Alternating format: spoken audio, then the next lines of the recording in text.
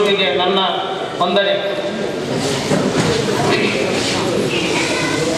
ಮೊದಲು ನುಡಿಗಳಿಗೆ ಸ್ಪಷ್ಟತೆ ನೀಡಿ ಪುಟ್ಟ ಕೈಗಳಲ್ಲಿ ಬಳಪ ಇಡಿಸಿ ಸಾಕ್ಷರತೆಯ ಕಡೆದಾರಿ ತೋರಿದ ಗುರುಗಳಿಗೆ ನನ್ನ ನಮನಗಳು. ಸಕಾರಾತ್ಮಕ ನಕಾರಾತ್ಮಕಗಳ ತಿಳುವಳಿಕೆ, ಸೋಲು ಗೆಲುವುಗಳ ಪರಿಕಲ್ಪನೆ, ಕಲೆ ಸಂಸ್ಕೃತಿ ಅರಿವು ಮೂಡಿಸಿದ ಗುರುಗಳಿಗೆ ನನ್ನ ನಮನಗಳು. ಅಕ್ಷರದ ಜೊತೆಗೆ ವಿಜ್ಞಾನದ ಕಡೆಗೆ ಬದುಕಿನ ಗುರಿಯ ಸಂಶೋಧನೆ, ನಂಬಿಕೆ, ವಿಶ್ವಾಸಗಳ ಅರ್ಥ ತಿಳಿಸಿದ ಗುರುಗಳಿಗೆ ನನ್ನ ನಮನಗಳು. ಬಾಳಿಗೆ ದಾರಿದೀಪ ಹಿಡಿದು ಸತ್ಯ ಸುಳ್ಳಿನ ವ್ಯತ್ಯಾಸ ತಿಳಿಸಿ ಕಲ್ಲನ್ನು ಇಂದು ಶಿಲೆಯಾಗಿಸಿದ ಗುರುಗಳಿಗೆ ನನ್ನ ನಮನಗಳು. ಈ ರೀತಿ ಹಲವಾರು ವಿಷಯಗಳು ಬರುತ್ತೆ. ಅಜ್ಞಾನವೆಂಬ ಅಂಧಕಾರ ತೊಲಗಿಸಿ ಸುಜ್ಞಾನದ ದಿವಿಗೆ ಬೆಳಗಿ ತಪ್ಪುಗಳ ತಿದ್ದಿ ಕೈ ಹಿಡಿದು ಮುನ್ನಡೆಸೋ ಕನಸುಗಳಿಗೆ ನೀರೆರೆದು ಸಲುವ ಗುರುಗಳಿಗೆ ನಿಮಗಿದು ನನ್ನ ಹೃದಯ ಸ್ಪರ್ಶ ಪ್ರಣಾಮಗಳು. ಇನ್ನೊಂದು ಕಡೆ ಹೇಳಲಾಗುತ್ತೆ, ಏನೆಂದು ಮಾಡಲಿ ಗುರುವಿನ ಗುಣಗಾನ, ಅಂದನಿಗೂ ದಾರಿ ತೋರುವುದು ಅಕ್ಷರದ ವರದಾನ. ತನುಮನದನ ಕೊಟ್ಟಿರೋ ತೀರದ ಅವರ ಋಣ, ಗುರುವಂದನೆಗಾಗಿ ಬರೆದಿರುವೆ ಈ ಸಾಲುಗಳನ್ನು. ಮಗನ ಋಣ ಮದುವೆಯ ನಂತರ, ಮಗಳ ಗುಣ ಹರೆಯದಲ್ಲಿ, ಗಂಡನ ಗುಣ ಹೆಂಡತಿಯ ಆರೋಗ್ಯದಲ್ಲಿ, ಹೆಂಡತಿಯ ಗುಣ ಗಂಡನ ಬಡತನದಲ್ಲಿ, ಸ್ನೇಹಿತನ ಗುಣ ಕಷ್ಟ ಕಾಲದಲ್ಲಿ, ಅಣ್ಣ ತಮ್ಮಂದಿರ ಗುಣ ಜಗಳದಲ್ಲಿ, ಮಕ್ಕಳ ಗುಣ ವೃದ್ಧಾಪ್ಯದಲ್ಲಿ, ಇವೆಲ್ಲಕ್ಕೂ ಮೀರಿದ ಗುಣ ಶಿಕ್ಷಕರ ಗುಣ. ಇಲ್ಲಿ ಯಾವುದೇ ಒಂದು ವ್ಯತ್ಯಾಸವನ್ನು ಸಹಿತ ಶಿಕ್ಷಕರು ಅಳೆಯೋದಿಲ್ಲ. ಅದಕ್ಕಾಗಿ ಶಿಕ್ಷಕರಿಗೆ ಗುರುವೃಂದಕ್ಕೆ ಈ ಒಂದು ಜಗತ್ತಿನಲ್ಲಿ ಮೇಲ್ಪಂಕ್ತಿಯಲ್ಲಿ ಸಾಲು ಸಿಗುತ್ತೆ. ಅದೇ ರೀತಿ ಅಧ್ಯಾಪಕ ಯಾವ ರೀತಿ ಅಂತಂದರೆ, ನಾವು ಕಲ್ಲಾಗಿ ಆಗಲೇ ಹೇಳಿದೆ, ಶಿಲೆಯಾಗಿ ಬಂದಿರ್ತೀವಿ, ಹೊರಗಡೆ ಹೋಗ್ಬೇಕಾದ್ರೆ ಒಂದು ಮೂರ್ತಿಯಾಗಿ ಹೋಗ್ತೀವಿ. ಅದಕ್ಕೆ ಹೇಳ್ತಾರೆ, ಅಂಬರದಲ್ಲಿರುವ ಕನಸುಗಳನ್ನು ನನಸಾಗಬೇಕೆಂದರೆ ಜ್ಞಾನವಿಟ್ಟ ಹೇಗೆ ಓದಬೇಕು ಎಂದು ತಿಳಿ ಹೇಳುವ ಪ್ರತಿ ಹಂತದಲ್ಲೂ ಎಳೆದಿದಾಗ ಸಹಾಯ ಮಾಡುವ ಕೃಷ್ಣನಂತೆ ನಮ್ಮೆಲ್ಲ ಈ ಶಿಕ್ಷಕ ವೃಂದದವರು, ಇವರೆಲ್ಲರಿಗೂ ಸಹಿತ ನನ್ನ ಕೋಟಿ ಕೋಟಿ ಪ್ರಣಾಮಗಳು. ಈಗ ಇವು ನನಗೆ ಅನಿಸಿದ ಅನಿಸಿಕೆಗಳನ್ನು ಬರೆದಿರುವಂಥದ್ದು. ಈಗ ಅಸಲಿ ಅನಿಸಿಕೆಗಳಂತಿರುತ್ತೆ. ಅಸಲಿ ಅನಿಸಿಕೆಗಳನ್ನು ಹೇಳ್ಬೇಕಾಗತ್ತೆ. ಯಾಕಂತಂದರೆ ವಿಪಕ್ಷೆ ಜಾಸ್ತಿ ಮಾತಾಡೋಣ, ನಾವು ಯಾರು ಮಾತಾಡೋದಿಲ್ಲ. ನಾನು ವಿದ್ಯಾರ್ಥಿ ದಶೆಯಲ್ಲಿ ಸಹಿತ ಜಾಸ್ತಿ ಮಾತಾಡ್ತಾ ಇದ್ದೆ. ಅದಕ್ಕೆ ಅಡಿಪಾಯ ಯಾರು ಅಂತಂದರೆ ನಮ್ಮ ಶಿಕ್ಷಕರ ವೃಂದದವರು. ನಾನು ಇಲ್ಲಿಗೆ 18 ವರ್ಷಗಳಾಯಿತು ವೈದ್ಯ ವೃತ್ತಿ ಜೀವನದಲ್ಲಿ. ಆದರೆ ಪ್ರವೃತ್ತಿಯಲ್ಲಿ ನಾನೊಬ್ಬ ನನಗನಿಸಿದ್ದನ್ನು ಬರೀತಕ್ಕಂಥ ಹುಚ್ಚು ಲೇಖಕ. ನನಗೆ ಹಲವಾರು ಸಾಹಿತ್ಯ ಸಮ್ಮೇಳನದಲ್ಲಿ ಸಹಿತ ನನ್ನನ್ನು ಕರೆದು ಕವನ ವಾಚನಗಳನ್ನು ಮಾಡಿಸಿದಾಗ ನನಗೆ ಮೊದಲು ಬರ್ತಕ್ಕಂಥ ಒಂದು ನೆನಪು ಏನಂತಂದರೆ, ಈ ಶ್ರೀ ವಿಜಯ ಮಾಂತೇಶ ಪ್ರೌಢಶಾಲೆಯಲ್ಲಿ ನಾನೇನು ತೆಗೆದುಕೊಂಡೆ ಆ ಒಂದು ಭಿಕ್ಷೆ ಇವತ್ತಿಗೂ ಸಹಿತ ನನ್ನಿಂದ ಹೊರ ಹೋಗ್ತಾ ಇದೆ. ಅದಕ್ಕೆಲ್ಲಕ್ಕೂ ಕಾರಣಕರ್ತರಾಗಿರ್ತಕ್ಕಂಥ ಶಿಕ್ಷಕ ವೃಂದದವರು, ಇವರಿಗೆ ನನ್ನ ಪ್ರಣಾಮಗಳನ್ನು ಪ್ರತಿ ಸಾರಿ ಅರ್ಪಣೆ ಮಾಡಲಿಕ್ಕೆ ಇಚ್ಛೆಪಡ್ತೇನೆ. ಯಾವ ರೀತಿ ಅಂತಂದರೆ, ಒಬ್ಬೊಬ್ಬ ಶಿಕ್ಷಕರಿಗೆ ನನ್ನ ಒಂದು ಅವತ್ತಿನ ಅನುಭವ ಇವತ್ತಿಗೆ ನನಗೆ ಯಾವ ರೀತಿ ದಾರಿದೀಪವಾಗಿದೆ, ಅದೇ ರೀತಿ ಪ್ರತಿಯೊಬ್ಬ ನಮ್ಮ ಸ್ನೇಹಿತರು ಸಹಿತ ತಮ್ಮ ತಮ್ಮ ವೃತ್ತಿ ಜೀವನದಲ್ಲಿ ಉನ್ನತ ಸ್ಥಾನವನ್ನು ಪಡೆದಿದ್ದಾರೆ. ಯಾವುದೇ ರಂಗದಲ್ಲಿರ್ಬೋದು. ಒಂದಿಷ್ಟು ಜನ ಸರಸ್ವತಿ ಮಕ್ಕಳಾಗಿ ರೂಪಾಂತರಗೊಂಡಿದ್ದಾರೆ, ಒಂದಿಷ್ಟು ಜನ ಲಕ್ಷ್ಮೀ ಪುತ್ರರಾಗಿ ರೂಪಾಂತರಗೊಂಡಿದ್ದಾರೆ, ಕೆಲವೊಂದು ಜನ ಸರಸ್ವತಿ ಲಕ್ಷ್ಮೀ ಪುತ್ರರಾಗಿ ರೂಪಾಂತರಗೊಂಡಿದ್ದಾರೆ. ಇದೆಲ್ಲದಕ್ಕೂ ಸಹಿತ ನಮ್ಮ ಶಿಕ್ಷಕ ವೃಂದದವರು ಪಟ್ಟಿರ್ತಕ್ಕಂಥ ಭಿಕ್ಷೆ ಅಂತಂದು ಈ ಸಂದರ್ಭದಲ್ಲಿ ಹೇಳಲಿಕ್ಕೆ ನಾನು ಇಚ್ಛೆ ಪಡ್ತೇನೆ. ಯಾಕಂತಂದರೆ, ನಾವು ಬರಿಗಾಲಲ್ಲಿ ಬಂದು ಶಾಲೆಯಲ್ಲಿ ಪಾಠವನ್ನು ಕೇಳಿರ್ತಕ್ಕಂಥ ವಿದ್ಯಾರ್ಥಿ ಸಾಲಿನಲ್ಲಿ ನಿಲ್ತಕ್ಕಂಥ ಒಬ್ಬ ವಿದ್ಯಾರ್ಥಿಯಾಗಿದ್ದೀವಿ ನಾವೆಲ್ಲ. ಮೊದಲಿಗೆ ನಾವು ಯಾರಿಗೂ ಹೆದರಲಿಲ್ಲ ಅಂತಂದರೆ PT ಮಾಸ್ತರಿಗೆ ಮಾತ್ರ ಹೆದರ್ತಾ ಇದ್ವಿ. ಏನು ಮಾಡಬೇಕು, ಯೂನಿಫಾರ್ಮ್ ಹಾಕ್ಯಕ್ಕೆ ಬರಲಿಲ್ಲ ಅಂತಂದರೆ ಅವ್ರನ್ನ ನಮ್ಮನ್ನು ದಂಡನೆ ಮಾಡ್ತಿದ್ರು. ಶೂ ಹರಿದೋಗಿ ಅವನ ಮನೆಯಲ್ಲಿ ಶೂ ಕೊಡಿಸ್ಲಿಕ್ಕೆ ಶಕ್ತ ಇಲ್ಲ, ಮುಂದಿನ ವಾರದಲ್ಲಿ ಕೊಡಿಸ್ತೀವಿ ಅಂತಂದಾಗ ಏನು ಮಾಡಬೇಕು? ಅವರಿಗೆ ಮೋಸ ಮಾಡಲಿಕ್ಕೆ ಇಷ್ಟ ಇಲ್ಲ. ಆದರೆ ಇವರಿಂದ ತಪ್ಪಿಸ್ಕೊಂಡು ನಾವು ಮುಂದೆ ಹೋದ್ರೆ ವಿವಿಧ ಶಿಕ್ಷಕರ ಒಂದು ತರಗತಿಗಳನ್ನು ಹಾಜರಾಗಲಿಕ್ಕೆ ನಮ್ಗೆ ಅನುವಾಗುತ್ತಂಥದ್ದು ಎಷ್ಟೋ ಸಾರಿ ನಾವು ಸುಳ್ಳು ರೀತಿ ನಾವು ಬ್ಯಾಂಡೇಜ್ಗಳನ್ನು ಅರಿವುಗಳನ್ನು ಕಟ್ಟಿಕೊಂಡು ಗಾಯಗಳಿಗೆ ಸಹ ನಮಗೆ ಶೂ ಹಾಕಲಿಕ್ಕೆ ಹೇಳಿಲ್ಲ ವೈದ್ಯರಂಥದ್ದು ನಾವು ಅವರಿಗೆ ಯಾಮಾರಿಸ್ತಾ ಇದ್ವಿ. ಹಾಗಾಗಿ ಮೊದಲಿಗೆ ಮಠಪತಿ ಸರ್ ಅವರ ಒಂದು ಅನುಭವ ಏನಂತಂದರೆ, ಒಂದು ಗುಡಿಯಲ್ಲಿ ದೇವರು ಇರ್ತಾರೆ, ಆದರೆ ದೇವರನ್ನು ನಾವು ಸಾಕ್ಷಾತ್ಕಾರ ಮಾಡಲಿಕ್ಕೆ ಪೂಜಾರಿ ಭಾಳ ಮುಖ್ಯ. ದೇವರು ಹೊರ ಕೊಟ್ಟು ಸಹಿತ ಪೂಜಾರಿ ಹೊರ ಕೊಡೋದಿಲ್ಲ. ಆ ಸ್ಥಾನದಲ್ಲಿ ನಾವು ಮಠಪತಿ ಸರ್ನ ನಾವು ನೆನೆಸ್ಕೊಳ್ತೀವಿ. ಅದೇ ರೀತಿ ವಿಶೇಷವಾಗಿ ನನ್ನ ಅನುಭವದಲ್ಲಿ ಹೇಳ್ತಕ್ಕಂಥ ಒಂದು ಸಂದರ್ಭ ಏನಂತಂದರೆ, ಮಾನ್ಯ ಕೂಡಲಿಗೆ ಮಠ ಸರ್ ನಮ್ಮ ಒಂದು ಕುಟುಂಬಕ್ಕೆ, ನಮ್ಮ ಕುಟುಂಬದವರು ಅವರ ಒಂದು ಋಣವನ್ನು ತೀರಿಸಲಿಕ್ಕೆ ಈ ಜನ್ಮದಲ್ಲಿ ಸಾಧ್ಯ ಇಲ್ಲ. ಯಾಕಂತಂದರೆ ಅವತ್ತಿನ ಕಾಲದಲ್ಲಿ ನಾವು ಫೀಸ್ ಕಟ್ಟೋದೇ ಒಂದು ದೊಡ್ಡ ಸಮಸ್ಯೆ. ಆ ಫೀಸ್ ಕಟ್ಟತಕ್ಕಂಥ ಸಮಸ್ಯೆಯಲ್ಲಿ ಮತ್ತೆ ಟ್ಯೂಷನ್ ಹೋಗಲಿಲ್ಲ ಅಂತಂದ್ರೆ ಏನೋ ಒಂದು ಮನಸ್ಸಲ್ಲಿ ತಳಮಳ. ನಮಗೆ 3 ಜನ ನಮ್ಮ ಅಣ್ಣ ತಮ್ಮಂದರಿಗೆ 3 ವರ್ಷ 8, 9, 10ನೇ ತರಗತಿಗಳಿಗೆ ನಾವು ಎಷ್ಟು ಸಾರಿ ಬರ್ತೀವಿ. ಎಲ್ಲ ಫ್ರೀ ಟ್ಯೂಷನನ್ನು ಕೊಟ್ಟಿರ್ತಕ್ಕಂಥ ಕೂಡಲಿಗೆ ಮಠ ಸರ್ ಅವರಿಗೆ ನಾನು ಮನತುಂಬಿ ಅವರ ಒಂದು ಪಾದ ಕಮಲಗಳಲ್ಲಿ ನಾನು ಕೊಡಮುಟ್ಟಿ ಹೇಳ್ತೀನಿ. ಇವತ್ತಿನ ಕಾಲದಲ್ಲಿ ಶಕ್ತರಾಗಿವೆ, ಇಲ್ಲ ಅಂತ ಹೇಳೋದಿಲ್ಲ. ಆದರೆ ಅವತ್ತಿನ ಕಾಲದಲ್ಲಿ ನಮ್ಮನ್ನು ಬೇರೆ ವಿದ್ಯಾರ್ಥಿಗಳ ಜೊತೆಗೆ ವಿಭಾಗ ಮಾಡಿ, ನೀನು ಫೀ ಕೊಡ್ತಿಲ್ಲ, ನಿಮ್ಮ ಟ್ಯೂಷನ್ಗೆ ಬರಬಾರ್ದು ಅಂತ ನಮ್ಮದು ಒಂದೇ ಮಾತು, ಸರ್ ನಿಮ್ಮದು ಎಷ್ಟು ಸರ್ ಫೀಸು ಅದನ್ನು ಒಂದೇ ಸಾರಿ ಪೇ ಮಾಡ್ತೀವಿ ಸರ್ ಅಂತ ಹೇಳ್ತಾ ಇದ್ದರು. ಹೌದು ಸರ್ ಹೇಳ್ತಿದ್ರು, ಇಲ್ಲಲೇ ನೀನಲ್ಲ ನಿಮ್ಮ ಅಣ್ಣನ ಹಂಗೆ ಹೇಳಿದ, ಇನ್ನೊಬ್ಬ ಅಣ್ಣನ ಹಂಗೆ ಹೇಳಿದ, ನೀನು ಹಂಗೆ ಹೇಳುತ್ತೆ ಅಂತಂದರು. ಅದು ನಿಜ ಆಯಿತು. ಯಾಕಂತಂದರೆ ಅವತ್ತಿನ ಪರಿಸ್ಥಿತಿಯಲ್ಲಿ ನಮಗೆ ಆ ಒಂದು ವ್ಯವಸ್ಥೆಯಲ್ಲಿ ನಮಗೆ ಬದುಕಲಿಕ್ಕೆ ತುಂಬ ಕಷ್ಟದ ಸಂದರ್ಭದಲ್ಲಿ ನಮ್ಮನ್ನು ವಿಶೇಷವಾಗಿ ಕಾಳಜಿ ಮಾಡಿರ್ತಕ್ಕಂಥ ಕೂಡಲಿಗೆ ಮಠ ಸರ್ ಅವರಿಗೆ ನಾವು ಪ್ರತಿ ದಿನವೂ ಸಹಿತ ಅವರಿಗೆ ಋಣಿಯಾಗಿರ್ತೀವಂತ ಈ ಸಂದರ್ಭದಲ್ಲಿ ಹೇಳ್ತಾ, ಹಾಗೂ ವಿಶೇಷವಾಗಿ ಶಾಂತಾ ಮೇಡಮ್ ಇಡೀ ಕ್ಲಾಸಲ್ಲೇ ನೆನಪಿರ್ಬೋದು ಅಥವಾ ನೆನಪಿರಲಿಕ್ಕಿಲ್ಲ, ಅತ್ಯಂತ ಪ್ರೀತಿಯ ವಿದ್ಯಾರ್ಥಿ ನಾನಾಗಿದೆ. ಯಾಕಂತಂದರೆ ಏನೋ ಒಂದು ಟೆಸ್ಟ್ ಬಂತಂದ್ರೆ ಫಸ್ಟ್ ರ್ಯಾಂಕಲ್ಲಿ ಸಿದ್ದು ಮಲ್ಕುಂದ್ ಇರ್ತಿದ್ದ, ಸೆಕೆಂಡ್ ರ್ಯಾಂಕಲ್ಲಿ ಸೋಮವಾರಕೇರಿ ಇರ್ತಿದ್ದ, ಥರ್ಡ್ ರ್ಯಾಂಕಲ್ಲಿ ನಾನು ಇರ್ತಿದ್ದೆ. ಅಲ್ಟರ್ನೇಟ್ ವ್ಯವಸ್ಥೆಗಳಾಗ್ತಿದ್ದು, BT ಬಾಬ್ರೆ ಇರ್ಬೋದು, ಮುತಾಲಿಕ್ ದೇಸಾಯಿ ಇರ್ಬೋದು. ಏನ್ರಿ ಮೇಡಮ್ ನಮ್ಗೊಂದು ಅರ್ಧ ಮಾರ್ಕ್ಸ್ ಹಾಕಿದ್ರೆ ನನಗೆ ರ್ಯಾಂಕ್ ಬರ್ತಂತ ಅವ್ರ ಹತ್ರ ದುಂಬಲ್ ಬೀಳ್ತಿದ್ದೆ.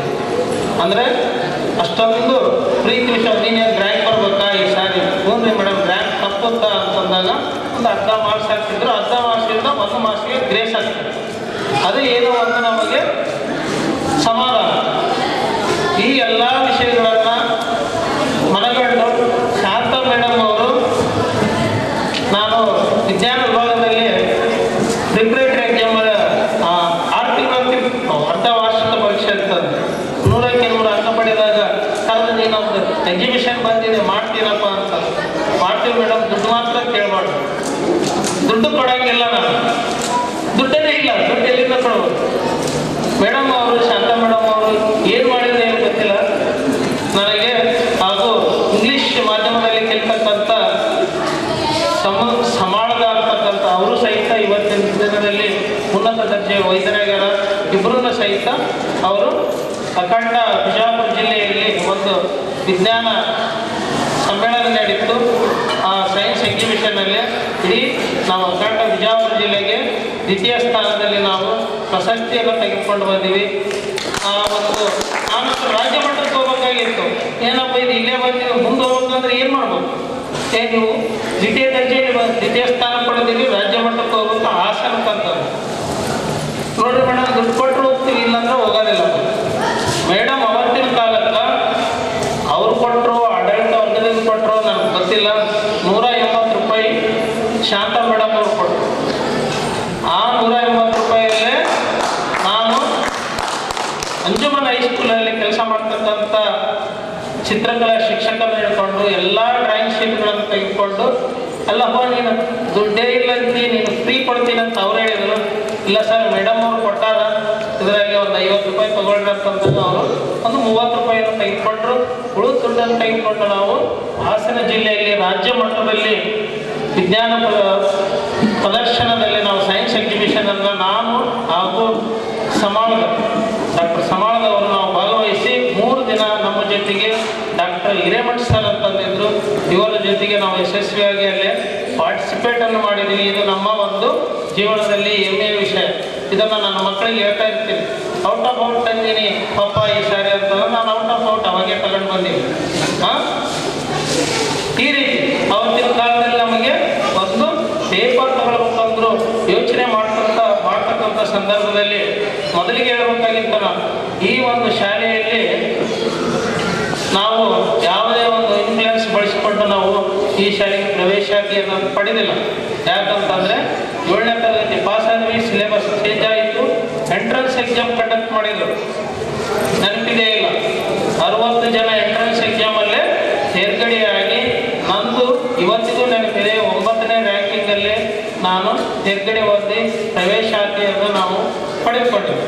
ಅದೇ ರೀತಿ ನಮ್ಮೆಲ್ಲ ಮಿತ್ರರು ಸಹಿತ 60 ಜನನು ಪ್ರವೇಶ ಪರೀಕ್ಷೆಯನ್ನು ಪಾಸಾಗಿ ಅವತ್ತಿನ ಕಾಲದಲ್ಲಿ ನಾವು 8ನೇ ತರಗತಿಗೆ ನಾವು ಪ್ರವೇಶಕ್ಕೆ ಹಾಜರಾತಿಯನ್ನು ತೆಗೆದುಕೊಂಡಿದ್ದಕ್ಕೆ ನಮಗೆ ಹೆಮ್ಮೆ ಅನಿಸುತ್ತೆ. ಯಾಕಂತಂದರೆ ಇವತ್ತಿನ ಕಾಲದಲ್ಲಿ CET ಇದೆ, TET ಇದೆ, ವೈದ್ಯಕೀಯ ರಂಗದಲ್ಲಿ ಹೋದರೆ ನೀಟ್ ಇದೆ, PG ನೀಟ್ ಇದೆ.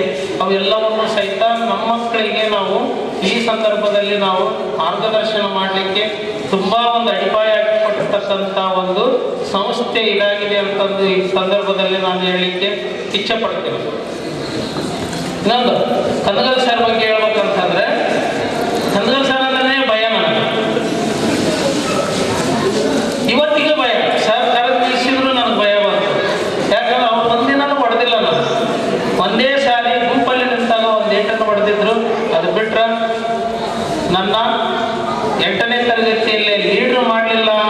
10 ಜನರಿಗೆ ಒಬ್ಬ ವಿದ್ಯಾರ್ಥಿಯನ್ನ ಲೀಡ್ರ್ ಮಾಡ್ತಿದ್ರು ಸರ್. ನನ್ನ ಯಾಕೆ ಮಾಡಲಿಲ್ಲಪ್ಪ ಅಂತಂದು ನಾನು ಚಾಲೆಂಜಿಂಗ್ ಆಗಿ ತೆಗೆದುಕೊಂಡು ಸರ್ ಕಡೆ ವೆರಿ ಗುಡ್ ಅಕ್ಷರ ಬಂತು ತೇರಲ್ಲಿ.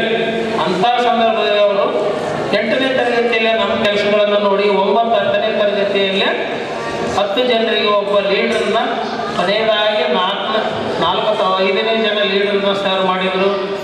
ಸಮಾಜ ವಿಜ್ಞಾನ ನನ್ನ ಅತ್ಯಂತ ಏನಂತಾರೆ ಅಚ್ಚುಮೆಚ್ಚಿನ ಸಬ್ಜೆಕ್ಟ್ ಸಮಾಜ ವಿಜ್ಞಾನ ಅಂತಂದು. ಈಗ ಸೋಷಿಯಲ್ ಸೈನ್ಸ್, ಅವಾಗ ಸಮಾಜ ಅಂತ ಹೇಳ್ತಿದ್ವಿ. ನಾನು SSLCಯಲ್ಲಿ ಇವತ್ತು ವೇದಿಕೆ ಸಿಕ್ಕಿದೆ ಅಂತ ಹೇಳ್ತೀನಿ. ನಾನು ವಿದ್ಯಾರ್ಥಿ ಸಮಾಜದ ಒಂದೇ ಕೊಠಡಿಯಲ್ಲಿ ಕುಂತಾಗ ಕರೆಕ್ಟ್ ಸರ್ ಏನು ಮಾರ್ಗದರ್ಶನ ಕೊಟ್ಟಿದ್ರು ಅಂತ ಆ ರೀತಿ ಇವತ್ತಿನ ಶಿಕ್ಷಕರು ಸಹಿತ ನಮ್ಮ ಮಕ್ಕಳಿಗೆ ಮಾರ್ಗದರ್ಶನ ಕೊಡಬೇಕು. ಏನಂತಂದರೆ 2 ಸಾಲಿನ ವಾಕ್ಯಗಳಲ್ಲಿ ಬರೀದ್ರೆ 2 ಸಾಲುಗಳನ್ನು ಮುಗಿಸ್ಬೇಕು. ಅವ್ರು ಸರ್ ಹೆಂಗ ಈಗ ಮ್ಯಾಥಮೆಟಿಕ್ಸಲ್ಲಿ 2 + 2 4, 2 × 2 4 ಇವನ್ನ ಯಾವ ರೀತಿ ನಾವು ಮಾಡ್ತೀವಿ ಅದೇ ರೀತಿ ನಮ್ಗೆ ಅವತ್ತಿನ ಕಾಲದಲ್ಲಿ ಕನಗಲ್ ಸರ್ ಹೇಳಿದ್ದ ನೆನಪು ಏನಂತಂದ್ರೆ 2 ವಾಕ್ಯದಲ್ಲಿ ಬರೀದ್ರೆ 2 ವಾಕ್ಯ ಬರೀರಪ್ಪ, ನೀವು 4-5 ವಾಕ್ಯಗಳನ್ನು ಬರೀತೀರಿ, ನಿಮ್ಗೆ ಔಟ್ ಆಫ್ ಔಟ್ ಮಾರ್ಕ್ಸನ್ನು ನಾವು ಎಲ್ಲ ಬರೋದು. ಆ ಸಂದರ್ಭದಲ್ಲಿ ನಾನು ಉತ್ತೀರ್ಣ ಆದಾಗ ನೋಡಿದರೆ ಅವತ್ತಿನ ಕಾಲದಲ್ಲಿ 100ಕ್ಕೆ 80 ಮಾರ್ಕ್ಸು ಸಮಾಜ ವಿಜ್ಞಾನ ಬಂತು. ಅದು ಎಲ್ಲದನ್ನು ಸಹಿತ ನಾವು ಕನಗಲ್ ಸರ್ಗೆ ಚಿರಋಣಿಯಾಗಿರ್ತೀವಿ. ಯಾಕಂತಂದ್ರೆ ಕಸ ತಿನ್ನೋದಕ್ಕಿಂತ ರಸ ತಿನ್ನಬೇಕು. ಆಗಲೇ ಅವ್ರು ಹೇಳಿದರು, ಅವ್ರು ಹೇಳೋದೇ ಚಾಕು ಟೈಪ್ ಅಂತಂದು. ಇವತ್ತಿಗೂ ಸಹಿತ ಸರ್ ನಿವೃತ್ತಿ ಆದರೂ ಸಹಿತ ಇನ್ನೂ ಹುಡುಗ ಇದ್ದಂಗೆ ಅದರ ಅಂತಂದು. ಆ್ಯಕ್ಚುಲಿ ಅಂಥ ಒಂದು ಶಿಸ್ತು ಬಂದಿನ ಶಿಕ್ಷಕರನ್ನು ನಾವು ಕನಗಲ್ ಸರಲ್ಲಿ ಕಾಣ್ತೀವಿ.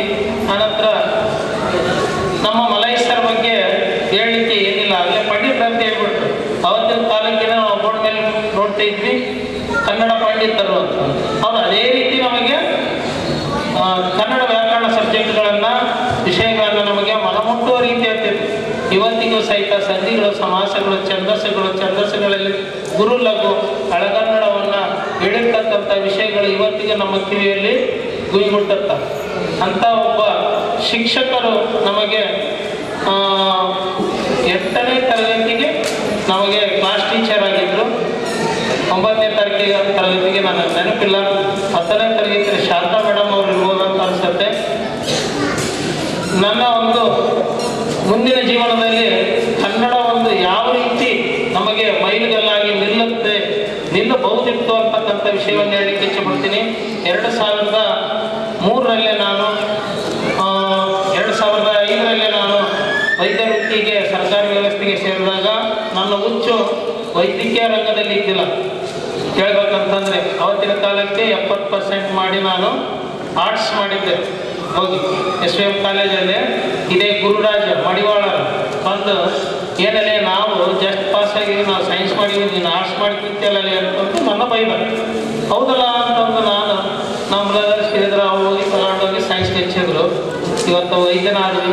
ಆದರೆ ನನ್ನ ಗುರಿ ಯಾವುದಾದ್ರೂ ಒಂದು ಸಾಮಾಜಿಕ ವ್ಯವಸ್ಥೆಯಲ್ಲಿ ಆಡಳಿತ ವರ್ಗವನ್ನು ಹೊಂದಬೇಕು ಅಂತಕ್ಕಂಥ ಹುಚ್ಚು ನನ್ನ ವಯಸ್ಸಿನ ಮಿತಿ ಮೀರೋವರೆಗೆ ಸಹಿತ ನಾನು ಪ್ರಯತ್ನ ಪಟ್ಟೆ. ಆ ಪ್ರಯತ್ನದಲ್ಲಿ 2009-10ರಲ್ಲಿ ನಂದು 20 ಮಾರ್ಕ್ಸಲ್ಲಿ 20 ಅಂಕಗಳಲ್ಲಿ ಇವತ್ತು ಹೇಳಬೇಕಾಗಿದೆ. 20 ಅಂಕಗಳಲ್ಲಿ ನಂದು KS ಎಕ್ಸಾಮು ಉತ್ತೀರ್ಣನಾಗಲಿಲ್ಲ. ಆದರೆ ಮುಂದಿನ ದಿನದಲ್ಲಿ ಇದೇ ಒಂದು ಹುಚ್ಚು ನನ್ನ ಮಕ್ಕಳಿಗೆ ಕೊಡಬೇಕು, ಆ ಹುಚ್ಚನ್ನ ಅವ್ರಿಗೆ ತುಂಬಬೇಕು ಅಂತಂದು ನಾನು ನಿರ್ಧಾರ ಮಾಡ್ಕೊಂಡಿದ್ದೀನಿ. ಎಲ್ಲ ನನ್ನ ಕುಟುಂಬದವರ ಒಂದು ಆರೈಕೆಯೊಂದಿಗೆ ನನ್ನ ಮಕ್ಕಳ, ನಮ್ಮ ಸ್ನೇಹಿತರ ಮಕ್ಕಳು ಸಹಿತ ಉನ್ನತ ದರ್ಜೆಯಲ್ಲಿ ವ್ಯಾಸಂಗವನ್ನು ಮಾಡಲಿ, ಉನ್ನತ ಹುದ್ದೆಗಳನ್ನು ಹೊಂದಿ, ಅದಕ್ಕೆಲ್ಲ ನಮ್ಮ ಗುರುಗಳ ಆಶೀರ್ವಾದ, ಅವರು ಕೊಟ್ಟಿರ್ತಕ್ಕಂಥ ಭಿಕ್ಷೆಗೆ ನಾವು ಚಿರಋಣಿಯಾಗಿರ್ತೀವಿ ಅಂತ ಈ ಸಂದರ್ಭದಲ್ಲಿ ಆಶಾ ಮೇಡಮ್ ಅವರು ಸ್ಟ್ರಿಕ್ಟ್, ಅವತ್ತು ಸ್ಟ್ರಿಕ್ಟ್, ಅವರು ಡಿಸಿಪ್ಲಿನ್ ಹಂಗೆ ಸ್ಟ್ರಿಕ್ಟ್ ಹಂಗೆ ಏನಲ್ಲಿ ಅಂತಂದ್ರೆ ಅವ್ರು ನುಡಿದ್ರೆ ಭಯ ಆಗೋದು ನಮಗೆ. ಮೊದಲೇ ಇಂಗ್ಲೀಷ್ ಮತ್ತೆ ಅದರಲ್ಲಿ ಸ್ಟ್ರಿಕ್ಟು. ಅವತ್ತಿನ ಕಾಲದಲ್ಲಿ 8ನೇ ತರಗತಿಯಲ್ಲಿ ನಾವು ಕಲಿಬೇಕಾಯ್ತು ಅಂತಂದರೆ 1 ತಿಂಗಳಲ್ಲಿ ಇಂಗ್ಲೀಷ್ ಮಾತಾಡಿಬಿಡ್ಬೇಕು ಅಂತಕ್ಕಂಥ ಚಾಲೆಂಜನ್ನು ಪ್ರಾಮಿಸನ್ನು ತೆಗೆದುಕೊಂಡ್ರು. ನಾವೆಷ್ಟು ಮಂದಿ ನಾವು ಸಕ್ಸಸ್ ಆದೀವಿ ನಮ್ಗೆ ಗೊತ್ತಿಲ್ಲ. ಅದನ್ನು ಮೇಡಮ್ ಅವರು ಹೆಮ್ಮೆಯಿಂದ ನನ್ನ ವಿದ್ಯಾರ್ಥಿಗಳು 1 ತಿಂಗಳಲ್ಲಿ ಇಂಗ್ಲೀಷಲ್ಲಿ ಮಾತಾಡ್ತೀವಿ ಅಂತಂದು ಅವತ್ತು ವಿಸಿಟ್ ಬಂದಿರ್ತಕ್ಕಂಥ BO ಸರ್ ಮುಂದೆ ಹೇಳಿದರು. ಅಂಥ ಒಂದು ನಮ್ಮ ಮೇಲೆ ನಂಬಿಕೆ ಇಟ್ಟಿರ್ತಕ್ಕಂಥ ಆಶಾ ಮೇಡಮ್ ಅವರಿಗೆ ಅವ್ರ ಹತ್ರನೂ ಟ್ಯೂಷನ್ ಹೋಗ್ತಾ ಇದ್ದೀವಿ. ನಾವು ಎಲ್ಲಿ ಫೀಸ್ ಕೊಟ್ಟಿಲ್ಲ, ಯಾರಿಗೂ ನಾವು ಫೀಸ್ ಕೊಟ್ಟಿಲ್ಲ. ಬೇರೆ ಕಡೆಯವರು ಫೀಸ್ ಕೊಡಬೇಕು. ಗಜೇಂದ್ರಗಡ ಸರ್ ಯಾರ್ಯಾರು ಇದ್ರು ಅವ್ರ ಕಡೆ ಹೋಗ್ತಿದ್ರು. ಯಾಕಂದ್ರೆ ಮೊದಲು ದುಡ್ಡು ತಗೊಂಡೆ ನಮ್ಮನ್ನು ಅಡ್ಮಿಷನ್ ತಗೊಳ್ಳೋದು. ಇವ್ರ ಕಡೆ ಏನಿಲ್ಲ, ಮುಂಜಾನೆ 7ಕ್ಕೆ ಹೋಗಿ ಕೂತ್ಬಿಡೋದು. ಮೇಡಮ್ ಅವರು ಸ್ನಾನ ಮಾಡಿ ಬರೋದು, ಕೂಡ್ತಿದ್ವಿ. ದಟ್ಟಿ ಇವತ್ತು ದಟ್ಟಿ BA ದಟ್ಟಿ. ಮೊನ್ನೆ ಒಂದು ಸಾರಿ ಕೇಳಿದೆ, ಇಂಗ್ಲೀಷ್ ಟೀಚರ್ ಆಗಿಲ್ರಿ ಅಂತಂದ್ರು. ಅವತ್ತ ನೆನಪು ಬಂತು. ಅವರು ಜಾಸ್ತಿ ಒಡನಾಟ ಮೇಡಮ್ ಅವ್ರ ಜೊತೆಗೆ ಇತ್ತು. ಅವರಿಂದ ನಾವು ಮೇಡಮ್ ಅವ್ರಿಗೆ BA ದಟ್ಟಿ ಮೇಡಮ್ ಅವರಿಂದ ಆಶಾ ಮೇಡಮ್ ಅವ್ರ ಮನೆಗೆ ಹೋಗ್ತಿದ್ವಿ. ಫೀಸ್ ಕೇಳಿದ್ರೆ ಬಿಟ್ಬಿಡೋದು. ಏನು ಮಾಡಬೇಕು? ಆ ಒಂದು ಅಷ್ಟೊಂದು ತಮ್ಮ ಮಕ್ಕಳ ರೀತಿ ನಮ್ಮನ್ನೆಲ್ಲರೂ ಸಹಿತ ಲಾಲನೆ ಪಾಲನೆ ಒಂದೇ ಮಾಡಿಲ್ಲ ಅವರು. ಆದರೆ ತುಂಬ ಆತ್ಮೀಯತೆಯಿಂದ ನಮ್ಮನ್ನು ನಡೆಸ್ಕೊಂಡಿದ್ದಕ್ಕೆ ನಾವು ಇವತ್ತಿಗೆ ಈ ಒಂದು ಕಾಲಘಟ್ಟವನ್ನು ಕಲ್ಪಿದ್ದೀವಿ ಅಂತ ಈ ಸಂದರ್ಭದಲ್ಲಿ ಹೇಳ್ತಾ, ಆಲ್ಮೋಸ್ಟ್ ಎಲ್ಲ ಟೀಚರ್ಸ್ ಮುಗಿದ್ರು ಅನ್ಸತ್ತ. ಹಿಂದಿ ಮೇಡಮ್ ಅವ್ರದ್ದು ಒಂದು ಸರಿ ಪೇಪರೇ ಕಳೆದೋಗ್ಬಿಟ್ಟಿದ್ದು. ನಾವು ಸೆಕೆಂಡ್ ರ್ಯಾಂಕ್ ಹೋಗುತ್ತಾ ಏನು ಮಾಡಬೇಕು ಮೇಡಮ್, ನನಗೆ ಹಿಂದಿ ಪೇಪರ್ ಬೇಕು. ಆಗಲೇ ಶಾಂತಾ ಮೇಡಮ್ ಅವ್ರ ಹತ್ರ ಆ ಟಾರ್ಗೆಟ್ ರೀಚ್ ಆಗಿಬಿಟ್ಟಿದ್ವಿ. ಮತ್ತೆ ಅವ್ರ ಹತ್ರ ಹೋಗೋಂಥ ಅವಶ್ಯಕತೆ ಇದ್ದೆ. ಇಲ್ಲಪ್ಪ ನಿಮ್ಗೆ 15 ಮಾರ್ಕ್ಸ್ ಕೊಡ್ತೀನಿ ನಾನು, ಮಿನಿಮಮ್ ಮಾರ್ಕ್ಸ್. ಇಲ್ಲ ರೀ ಮೇಡಮ್, ನನಗೆ ಪೇಪರೇ ಬೇಕು. ಇಲ್ಲ ಅಂತಂದ್ರೆ ನನಗೆ 18 ಮಾರ್ಕ್ಸ್ ಕೊಡ್ರಿ, ನನ್ನ ರ್ಯಾಂಕ್ ತಪ್ಪುತ್ತ. ಇಷ್ಟೊಂದು ನಾವು ಮೇಡಮ್ಗಳನ್ನು, ಸರ್ಗಳನ್ನು ನಾವು ಕಾಡ್ತಾ ಇದ್ದೀವಿ. ಅಂಥ ಒಂದು ಶಿಕ್ಷಕ ವೃಂದವನ್ನು ನಾವು ಪಡೆದೇ ನಾವೆಲ್ಲ ಧನ್ಯರು ಅಂತ ನಾವು ಈ ಸಂದರ್ಭದಲ್ಲಿ ಹೇಳ್ತಾ, ಹುಡುಗಿಗೆ ಮಾಡಿಸ್ತಾರ್ದವ್ರದ್ದು ಒಂದು ವಿಷಯ ಏನಂತಂದರೆ, ನಾವು ಯಾರು ಸರ್ ಬಂದಾಗ ಒಳ್ಳೆ ಪೆಂತಾರೆ. ಇವತ್ತಿಗೆ ಸರ್ ಇವತ್ತು ಹೆಂಗದ, ಅವತ್ತಿಗೆ ಸರ್ ಫ್ಯಾನ್ಸಿ ಅಂತ ಏನು ಹೇಳ್ತೀವಲ್ಲ ಆ ರೀತಿ ಸರ್ ಯಾವಾಗಲೂ ಒಳ್ಳೊಳ್ಳೆ ಡ್ರೆಸ್ಸು. ಇವತ್ತಿಗೂ ನೆನಪಿದೆ, ಅವತ್ತಿನ ಕಾಲಕ್ಕೆ ಕ್ಲಾತ್ ಶೂಗಳನ್ನು ಹಾಕೊಂಡು ಬರ್ತಿದ್ರು ಸರ್. ನಾವೆಲ್ಲ ನೋಡ್ತಿದ್ವಿ, ಎಷ್ಟೊಂದು ನೀಟಲ್ಲ ನಮ್ಮ ಸರ್ ಅನ್ನೋದು. ಪೆನ್ನುಗಳನ್ನು ನೋಡ್ತಿದ್ವಿ ನಾವು. ಅವತ್ತಿನ ದಿನ ಒಂದು ಪೆನ್ನುಗಳನ್ನು ಸರ್ ಸರ್ ಅವರು. ನಾವು ನಮ್ಮ ಪೆನ್ಗಳನ್ನು ಇಟ್ಕೊಂಬಿಡೋದು, ಖಾಲಿ ಕೊಡೋದು. ಯಾಕಲ್ಲಿ ಅನ್ನ ಸರ್ ಪೆನ್ ಇಲ್ಲ ರೀ ತಗಲಿ ಅಂತ ಹೋಗ್ಯಾರ. ಇಷ್ಟೊಂದು ನಾವು ಆತ್ಮೀಯತೆಯಿಂದ ನಾವು ಈ ಒಂದು ಸಂಸ್ಥೆಯಲ್ಲಿ ಬೆಳೆದು ಇವತ್ತಿಗೆ ಒಂದು ಸಮಾಜದಲ್ಲಿ ನಮ್ಮ ಕೈಲಾದ ಮಟ್ಟಿಗೆ ನಾವು ಒಂದು ಸೇವೆಗಳನ್ನು ಮಾಡ್ತಾ ಇದ್ದೀವಿ ಅಂತಂದರೆ ಎಲ್ಲ ನಮ್ಮ ಶಿಕ್ಷಕರು ಕೊಟ್ಟಿರ್ತಕ್ಕಂಥ ಭಿಕ್ಷೆ ಇದು ಅಂತ ಈ ಸಂದರ್ಭದಲ್ಲಿ ಹೇಳ್ತಾ, ಮುಂದಿನ ದಿನದಲ್ಲಿ ನಮಗೆ ಏನಾದರೂ ಅವಕಾಶಗಳು ಸಿಗ್ತೀವಿ ಅಂತಂತಂದರೆ ನಾವು ಎಷ್ಟೇ ನಾವು ಇವತ್ತೇನು ಪಾದಪೂಜೆ ಮಾಡಿದ್ವಿ, ಏನು ಮಾಡಿದ್ರು ಸಹಿತ ಅದು ನಾವು ಕೊಡ್ತಕ್ಕಂಥ ಋಣ ಕಡಿಮೆನೇ. ಆ ಋಣದಲ್ಲಿ ನಾವು ಈ ಜೀವನವನ್ನು ಸಾಗಿಸ್ತೀವಿ. ಮುಂದೆ ಏನಾದರೂ ನಮಗೆ ಮಾನವ ಜನ್ಮ ಅಂತ ಇತ್ತು ಅಂತಂದರೆ ಇದೇ ಗುರುಗಳು ನಮಗೆ ಗುರುಗಳಾಗಬೇಕು. ಇಂಥ ಸಂಸ್ಥೆಯಲ್ಲಿನೇ ನಾವು ವಿದ್ಯಾರ್ಜನೆಯನ್ನು ಮಾಡೋಣ ಅಂತ ಈ ಸಂದರ್ಭದಲ್ಲಿ ಹೇಳ್ತಾ, ಇಷ್ಟೊತ್ತು ನನ್ನ ಒಂದು ಮಾತುಗಳನ್ನು ಆಲಿಸಿ ಕೇಳಿ ನೆಮ್ಮದಿಯಿಂದ ಕೂತಿರ್ತಕ್ಕಂಥ ನನ್ನೆಲ್ಲ ನನ್ನ ಮಿತ್ರರಿಗೆ ಹಾಗೂ ಎಲ್ಲ ನನ್ನ ಮುದ್ದು ಮಕ್ಕಳಿಗೆ ಹಾಗೂ ನಮ್ಮ ಎಲ್ಲ ಗುರುಗಳಿಗೆ ನನ್ನ ಕೋಟಿ ಪ್ರಣಾಮಗಳನ್ನು ಸಲ್ಲಿಸ್ತಾ, ಇನ್ನೊಂದು ವಿಷಯ, ಮಹಾಂತ ಸ್ವಾಮಿಗಳು ಬರಬೇಕಾಗಿತ್ತು. ನಿನ್ನೆ ನಾನು ಹೋಗಿದ್ದೆ ಸ್ವಾಮೀಜಿಯವರ ಹತ್ರ. ಭಾಳ ಆರಾಮಿದ್ದಿಲ್ಲ ಸ್ವಾಮೀಜಿಯವರಿಗೆ. ನಾವು ಅಷ್ಟೊಂದು ಅವ್ರ ಜೊತೆಗೆ ಒಡನಾಟ ಇಲ್ಲಂದ್ರೂ ಸಹಿತ ಮೊಬೈಲ್ ಮಹಾನ್ ಸ್ವಾಮಿಗಳ ಮೇಲೆ ಒಂದು ಕವನವನ್ನು ಮಾಡಿದ್ದೇನೆ. ದೇಶದ ಮೇಲೆ ಇರ್ತಕ್ಕಂಥ ಎಲ್ಲರ ಒಂದು ಅನುಮತಿಯನ್ನು ತೆಗೆದುಕೊಂಡು ಆ ಕವನ ವಾಚನವನ್ನು ಮಾಡಿ ನಾನು ನನ್ನ ಮಾತಿಗೆ ವಿರಾಮ ಹೇಳ್ತೀನಿ. ನನ್ನ ಮೊಬೈಲ್ ಒಂದೆರಡು ಮಾತುಗಳನ್ನು ಮಾಡ್ತೀನಿ, ಯಾಕಂದರೆ ಈಗ ಆಲ್ರೆಡಿ ಲೇಟ್ ಆಗಿದೆ. ಸೊ ಅದಕ್ಕೆ ಕ್ಷಮೆ ಕೇಳ್ತಾ ನಂದು ಏನೋ ಒಂದು ಅನಿಸಿಕೆ ಏನಿದೆ ಅದಷ್ಟೇ ಬಿಟ್ಕೊಡ್ತೀನಿ. ಸೊ ಇದು ಆ್ಯಕ್ಚುಲಿ ಹೇಳಬೇಕಂದ್ರೆ ಭಾಳ ವರ್ಷದಿಂದ ನಾವು ಪೂರ್ವ ತಯಾರಿ ಮಾಡ್ತಾ ಇದ್ವಿ, ಮಾಡಬೇಕು ಅಂತ. ಬಟ್ ಅದು ಏನೋ ಕಾರ್ಯಗಳಿಂದ, ಯಾಕಂದರೆ ಎಲ್ಲರಿಗೂ ಏನಿರುತ್ತೆ ಅಂದರೆ ಸಂಸಾರದ ಜಟಾಪಟಿ ಹಾಗೂ ಕೆಲಸದ ಒತ್ತಡಗಳಿಂದ ಏನೋ ಕಾರ್ಯನಿಮಿತ್ತವಾಗಿ ಹೋಗ್ತಾ ಇತ್ತು. ಸೊ ಒಂದು ದಿವಸ ಏನೋ ಕದಗಲ್ಲವರು ಮತ್ತು ಹಾಜಾಟಿಯವರು ಏನೋ ಒಂದು ನಿರ್ಣಯ ತೊಗೊಂಡ್ಬಿಟ್ರು, ಇಲ್ಲ ಇದು ಮಾಡೋನು, ಈ ತರ್ಕಿಂಗ್ ಮಾಡೋನು ಅಂತ. ಆದರೂ ಸ್ವಲ್ಪ ನಮ್ಮ ಎಲ್ಲರೂ ಫ್ರೆಂಡ್ಸ್ದವರು ಇಲ್ಲ ಆ ತರ್ಕಿಂಗ್ ಬೇಡ ಅಂತ ಮತ್ತೆ ಅಲ್ಲಿನೂ ಕನ್ವರ್ಸೇಷನ್ ಸ್ಟಾರ್ಟ್ ಆಯ್ತು. ಮತ್ತೊಂದು ನಿರ್ಣಯಕ್ಕೆ ಬಂದರೆ ಇಲ್ಲ ಇದೇ ತರ್ಕಿಂಗ್ ಮಾಡೋದು ಆಗಿದ್ದಾಗಲಿ ಅಂತಂದು. ಸೊ ಹೀಗಾಗಿ ಇದು ಆಗಿದ್ದು ಭಾಳ ಸಂತೋಷ. ಎಲ್ಲರೂ ಗುರುಗಳಿಗೆ ಒಂದು ವೇದಿಕೆಯನ್ನು ಕಲ್ಪಿಸಿ ನಾವು ಗುರುವಂದನೆ ಕಾರ್ಯಕ್ರಮ ಮಾಡಿವಲ್ಲ, ಭಾಳ ಆತ್ಮೀಯ ಮತ್ತು ಹೆಮ್ಮೆಯ ವಿಷಯ ಆಗಿದ್ದು. ಭಾಳ ನಮ್ಗೆ ತಮ್ದೆಲ್ಲ ಹಿರಿಯರ ಆಶೀರ್ವಾದ ತಟ್ಟಿದೆ. ಭಾಳ ಮುಂದೆ ನಮ್ಮ ಮಕ್ಕಳು ಇದಕ್ಕೊಂದು ಪ್ರೇರಣೆ ಆಗುತ್ತೆ ಅನ್ನೋದು ಭಾಳ ಸಂತೋಷ ಆಗುತ್ತೆ. ಆಮೇಲೆ ಇನ್ನೊಂದು ಹೇಳ್ಬೇಕಂದ್ರೆ, ಮುಂದೆ ನಾವೆಲ್ಲ ಗುರಿ ಇಟ್ಟರು ಮುಂದೆ ನಮಗೆ ಗುರುಗಳು ಬೇಕು. ಸೊ ಅದಕ್ಕೆಲ್ಲ ತಾವೆಲ್ಲ ನಮಗೆ ಕಾಲರಿಗೆ ನಾವು ಏನು ನಡೀತಿದ್ವಿ ಅದೆಲ್ಲ ತಮ್ಮ ಮಾರ್ಗದರ್ಶನ ಮಾತುಗಳಿಂದ ಆಶೀರ್ವಾದದಿಂದ ನಾವೆಲ್ಲರೂ ಒಂದು ಸನ್ಮಾನ ಮಾಡ್ಕೊಂಡು ಹಿಡಿದೀವಿ ಅಂತ ಖುಷಿಯಿಂದ ಹೇಳ್ತಾ ನಮ್ದೆಲ್ಲ ಆಶೀರ್ವಾದ ತಗೊಂಡು ಎಲ್ಲರಿಗೂ ಶರಣಾರ್ಥಿಗಳು.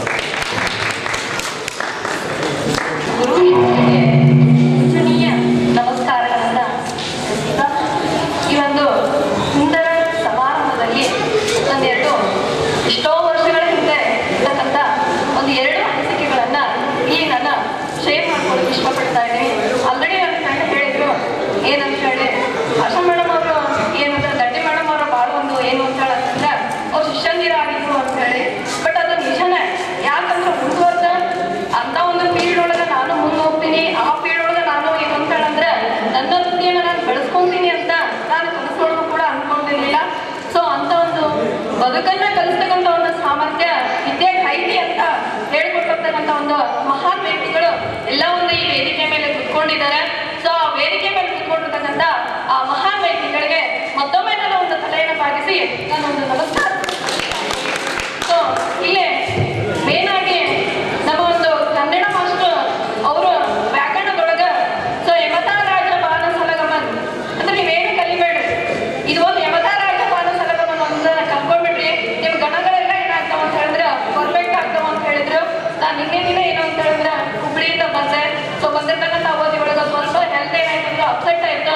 ಇನ್ನೇನೋ ನಮ್ಮ ಶಾಲೆ ಬಗ್ಗೆ ನಮ್ಮ ಶಿಕ್ಷಕರ ಬಗ್ಗೆ ನಾನು ಮಾತಾಡ್ಬೇಕು ಅಂದ್ಕೊಂಡಿದ್ದೆ. ಸೊ ಈ ಪ್ರೆಸೆಂಟ್ ಡೇಟ್ ಒಳಗೆ ನಾನು ಒಬ್ಬ ಇಂಗ್ಲಿಷ್ ಟೀಚರ್ ಆಗಿ ಧಾರವಾಡ ಡಿಸ್ಟ್ರಿಕ್ಟ್ ಒಳಗೆ ನವಲಗುಂದ ತಾಲೂಕು ಒಳಗೆ ಒಂದು ಗೌರ್ಮೆಂಟ್ ಹೈಸ್ಕೂಲ್ ಒಳಗೆ ಸರ್ವನ್ನು ಮಾಡ್ತಾ ಇದ್ದೀನಿ. ಸೊ ಅದಕ್ಕೆಲ್ಲ ಕ್ರೆಡಿಟ್ ಯಾರು ಅಂತ ಹೇಳಂತಂದ್ರೆ ಈ ಒಂದು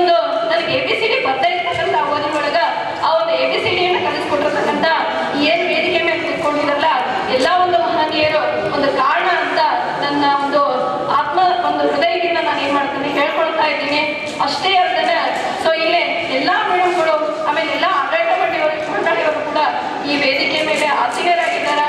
ಸೊ ಇನ್ನೂ ಕೂಡ ನಮ್ಮ ಶಾಲೆ ಅವಾಗ ಹಿಂದಿನ ಒಂದು ಸವಿ ನೆನಪು ಸಾವಿರ ನೆನಪು ಅಂತ ಹೇಳ್ತಾ ಇದ್ವಿ.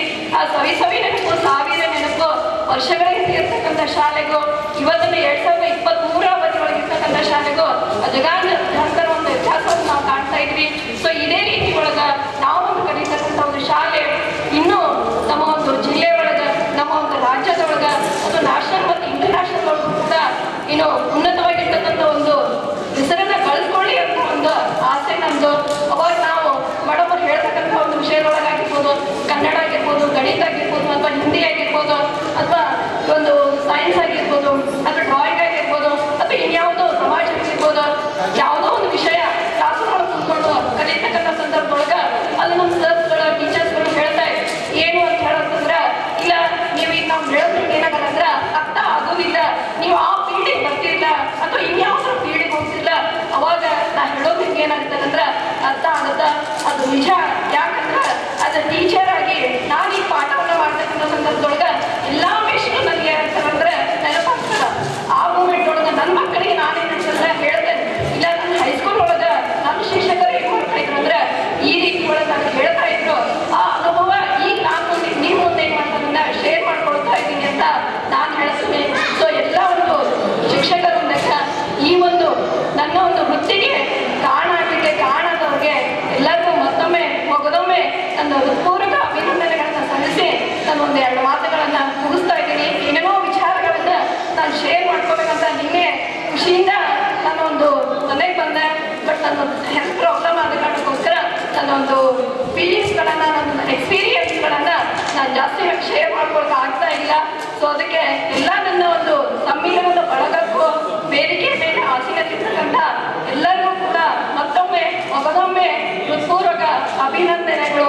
ಯಾವ ರೀತಿಯಾಗಿ ಅನುಭವ ಇಲ್ಲ ಅಂತ ಹೇಳಿದ್ರೆ ಆ ಒಂದು ಬಿದಿರಿನ ಬುಟ್ಟಿ ಒಳಗೂ ಕೂಡ ನೀರೇನಾಗಂಗಿಲ್ಲ, ನಿಲ್ಲಂಗಿಲ್ಲ.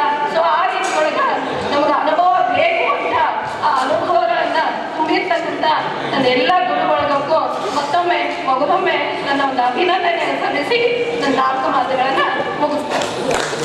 ಶ್ರೀಗುರು ಬಸವಲಿಂಗಾಯ ಭಕ್ತರಿಗೆ ಶ್ರೀ ಪ್ರಿಯ ಮಾರ್ಗದರ್ಶಿಗಳನ್ನು ಮನದಲ್ಲಿ ನೀಡುತ್ತಾ ಇದಕ್ಕೆ ಮೇಲೆ ಇಂದಿನ ಈ ಸಂಸ್ಥೆಯ ಅಧ್ಯಕ್ಷರಾದಂತಹ ಡಾಕ್ಟರ್ ಸಾಹೇಬರೇ, ಕಾರ್ಯದರ್ಶಿಗಳಾದಂತಹ ಸಂಗಣ್ಣ ಕೊಹ್ಲಿಯವರೇ, ರೋಡ್ ವಿಭಾಗದ ಚೇರ್ಮನ್ರಾದಂಥ ಶಿವಪ್ರಸಾದ್ ಅಕ್ಕಿ ಸಾಹೇಬರೇ, ಯಾವತ್ತೂ ನನ್ನ ವೃತ್ತಿ ಬಾಂಧವರೇ, ಮೇಲಾಗಿ ನನ್ನ ನೆಚ್ಚಿನ ವಿದ್ಯಾರ್ಥಿ ಮಿತ್ರರೇ ಮತ್ತು ಚಿಕ್ಕ ಮಕ್ಕಳೇ, ಪಾಲಕರೇ, ಎಲ್ಲರಿಗೂ ನನ್ನ ಅನಂತ ಕೋಟಿ ನಮಸ್ಕಾರಗಳು. ನನಗೆ ಮುದುಗಲ್ ಸರ್ 2 ಮಾತು ಮಾತಾಡಿ ಮುಗಿಸ್ಬಿಡ್ರಿ ಅಂತ ಮಾತಾಡಕತ್ತಿರ 1 ಪೀರಿಯಡ್ ಬೇಕಾಗ್ತೈತಿ, ಸಮಯದ ಅಭಾವ ಇರ್ತೈತಿ. ಅದನ್ನೆಲ್ಲ ಗಮನದಲ್ಲಿಟ್ಟು ಮಾತಾಡೋದಂದ್ರೆ 2 ಮಾತುಗಳನ್ನು ಆಡಬೇಕು ಅನ್ನುವಂಥ ಅಭಿಲಾಷೆ. ಶಿಕ್ಷಣಕ್ಕೆ ಅತ್ಯಂತ ಪವಿತ್ರವಾದ ಸ್ಥಾನ ಇದೆ ಇವತ್ತು ನಮ್ಮ ದೇಶದಲ್ಲಿ. ಆ ಶಿಕ್ಷಣ ಬರೀ ಶಿಕ್ಷಣ ಅಲ್ಲ, ಅದು ಒಂದು ಮಾನವನಿಗೆ ದೊರಕುವಂಥ ಶಕ್ತಿ. ಇದನ್ನು ಯಾರು ಎಷ್ಟರ ಮಟ್ಟಿಗೆ ಸದುಪಯೋಗ ಪಡಿಸ್ಕೊಳ್ತಿರೋ ಅನ್ನೋದು ಆ ವ್ಯಕ್ತಿಯ ವ್ಯಕ್ತಿತ್ವವನ್ನು ರೂಪಿಸುವಂಥ ರೀತಿಯಲ್ಲಿ ಸ್ಪಷ್ಟವಾಗುತ್ತೆ. ಒಂದು ಸಣ್ಣ ನಡೆದಂಥ ಘಟನೆಯನ್ನು ನಿಮ್ಮ ಮುಂದೆ ಪ್ರಸ್ತಾವನೆ ಮಾಡ್ತೀನಿ. ರಾಜಸ್ಥಾನದೊಳಗೆ ಒಬ್ಬ ಮಹಿಳೆ, ಅತ್ಯಂತ ಕಡು ಬಡತನದಲ್ಲಿ ಬೆಳೆದಿರ್ತಕ್ಕಂಥ ಮಹಿಳೆ, ನಿಮ್ಮ ಯಾರ್ಯಾರು ವಾಟ್ಸಪ್ ಗ್ರೂಪ್ನಲ್ಲಿ ಬಂದಿರ್ಬೋದು. ಗದಗ ಜಿಲ್ಲಾ ವಾಟ್ಸಪ್ ಗ್ರೂಪ್ನಲ್ಲಿ ಬಂದಿತ್ತು ನನಗೆ, ಅದನ್ನೇ ನಿಮ್ಮ ಮುಂದೆ ವ್ಯಕ್ತಪಡಿಸ್ತಾ ಇದ್ದೇನೆ. ಅವಳ 15 ವರ್ಷಕ್ಕೆ ಮದುವೆ ಮಾಡಿಕೊಟ್ಬಿಟ್ರು. ಆವಾಗ ಆಕೆ SSLC ಓದ್ತಿದ್ದು. ಮುಂದೆ SSLC ಆದಮೇಲೆ ಆಕೆ ಶಿಕ್ಷಣ ಮಟ್ಟಕ್ಕೆ ಬೆಳೆದು ಗಂಡನ ಮನೆಗೆ ಹೋದ್ಲು. ಒಂದು 2-3 ವರ್ಷ ಸಂಸಾರವನ್ನು ನಿಭಾಯಿಸಿದ ನಂತರ ಗಂಡನಿಗೆ ಇವಳ ಕೆಲವು ಎಜುಕೇಟೆಡ್ ಅಲ್ಲ. ಬಂದಂಥ ನಮ್ಮ ಸಹೋದರಿಗೆ ಯಾವ ರೀತಿ ನೀನು ಟ್ರೀಟ್ ಮಾಡಬೇಕು ನೋಡ್ಕೋಬೇಕು ಅನ್ನೋದು ನಿಮ್ಗೆ ಗೊತ್ತಿಲ್ಲ. ಹೀಗೆಲ್ಲ ಅನೇಕ ಸಮಸ್ಯೆಗಳನ್ನು ತಂದೊಡ್ಡಿದ ಗಂಡನಿಂದ 2 ಮಕ್ಕಳಾದಮೇಲೆ ದೂರ. ಆ ಮಹಿಳೆಯ ತಲೆಯಲ್ಲಿರೋದು ಏನು ಅಂತಂದರೆ, ನಾನು ಶಾಲೆ ಕಲಿಬೇಕು, ಏನಾದರೂ ಸಾಧನೆ ಮಾಡಬೇಕು ಅಂಥೇಳಿ ಆ ಬಡತನದಲ್ಲಿಯೇ ಮಕ್ಕಳನ್ನು ಸಾಕ್ತಾ ಅವ್ರಿವ್ರ ಮನೆ ಕೆಲಸ ಮಾಡ್ತಾ ಜೀವನವನ್ನು ಸಾಗಿಸ್ತಾ ಜೊತೆಯಲ್ಲೇ ಕಾಲೇಜ್ ಓದಿತ್ತು. BA ಪಾಸ್ ಮಾಡಿ ಆ ಊರಿನ CMC ಅಂದರೆ ಸಿಟಿ ಮುನ್ಸಿಪಲ್ ಕಾರ್ಪೊರೇಷನ್ ಅಲ್ಲಿ ಒಂದು ಕೆಲಸಕ್ಕೆ ಅರ್ಜಿ ಹಾಕಿದಾಗ ಅಲ್ಲಿರುವಂಥ ಅಧಿಕಾರಿಗಳು ಈಗೀಗ ನಿನ್ನ ಡಿಗ್ರಿಗೆ ತಕ್ಕಂತೆ ಕೆಲಸ ಇಲ್ಲಮ್ಮ, ಇಲ್ಲ ಸರ್ ನೀವು ಯಾವ ಕೆಲಸ ಕೊಟ್ಟರು ನಾನು ಮಾಡ್ತೀನಿ ಅಂತ ಹೇಳಿದಾಗ ಲಾಸ್ಟ್ ಈ ಸ್ವೀಪರ್ ಕೆಲಸ ಅಂದರೆ ಕಸ ಗುಡಿಸೋ ಕೆಲಸ ಆಯಮ್ಮ ಪಡ್ಕೊಂಡು. ಯಾಕೆ ಅಂತಂದರೆ ಅನಿವಾರ್ಯ, ಮಕ್ಕಳನ್ನು ಸಾಕಬೇಕು, ಓದಿಸ್ಬೇಕು, ಜೀವನ ನಿರ್ವಹಣೆ ಮಾಡ್ತಕ್ಕಂಥದ್ದು ಸಮಸ್ಯೆ ಅನಿಸಿದಾಗ ಮುಂದಾಕಿ ತಲೆಯಾಗಿ ಬಂದಿರೋದು ಏನು ಅಂದರೆ, ಆ ಎಲ್ಲ ಕೆಲಸಗಳನ್ನು ಮಾಡ್ತಾ ಅವ್ರಿವ್ರ ಮನೆ ಕೆಲಸಗಳನ್ನು ಮಾಡ್ತಾ ಮುನ್ಸಿಪಾಲ್ಟಿ CMC ಕೆಲಸನೂ ಮಾಡ್ತಾ ಓದನ್ನು ಮುಂದುವರಿಸಿ ಅವಳು MA ಪಾಸ್ ಮಾಡಿದ್ರು. MA ಪಾಸ್ ಆದಮೇಲೆ ಇಷ್ಟಕ್ಕೆ ನಮ್ಮದು ಪ್ರಯತ್ನ ಮಟ್ಟಕ್ಕೆ ಆಗಬಾರ್ದು ಅಂಥೇಳಿ IAS KS ಪರೀಕ್ಷೆ ಕಟ್ಟಿದ್ರು. ಫಸ್ಟ್ ಟೈಮ್ ಹಾಕಿದ್ದು ರ್ಯಾಂಕ್ ಬಂದಿರೋದು 14ನೇ ರ್ಯಾಂಕ್. ಆಕೆ ಪೋಸ್ಟಿಂಗ್ ಆಗಿರೋದು ಯಾವ CMCಯಲ್ಲಿ ಕಸ ಗುಡಿಸ್ಲಿಕ್ಕಿದ್ಲೋ ಅದೇ CMCಯಲ್ಲಿ ಕಮಿಷನರ್ ಅಂತೇಳಿ ಆದೇಶ ಆಯ್ತು ಸರ್ಕಾರದಿಂದ. ಅಂದ್ರೆ ಆ ಯಮ್ಮನ ಪ್ರಯತ್ನ ಎಷ್ಟು ಮಟ್ಟಿಗೆ ಇತ್ತು ಅಂತಂದ್ರೆ, ನಾನು ಜೀವನದಲ್ಲಿ ಏನಾದರೂ ಸಾಧನೆ ಮಾಡಬೇಕು ಅಂತಂದ್ರೆ ಬರೇ ಈ ಶಿಕ್ಷಣ ಪಡ್ಕೊಂಡೆ, ಆ ಕೆಲಸ ಈ ಕೆಲಸ ಮಾಡಿದೆ, ಮಕ್ಕಳನ್ನ ಸಾಕಿದೆ, ಆದಿದ್ರ ಜೊತೆಗೆ ನಾನು ಇಡೀ ಈ ಸಮಾಜಕ್ಕೆ, ಈ ದೇಶಕ್ಕೆ ಒಂದು ಅತ್ಯಂತ ಮಹತ್ವದ ಕೊಡುಗೆಯನ್ನು ಕೊಡಬೇಕು ಅಂತ ಹೇಳಿ ಆ ಕಾರಣದಿಂದ ಆ ಮಹಿಳೆ ಒಂದು ಮಾತು ಹೇಳಿದ್ದು, ನಾನು ಇದೇ CMC ಒಳಗೆ ಕಸ ಗುಡಿಸ್ತಾ ಇದ್ದೆ, ಇವತ್ತು ಇದೇ CMC ಒಳಗೆ ಕಮಿಷನರ್ ಆಗಿದ್ದೀನಿ.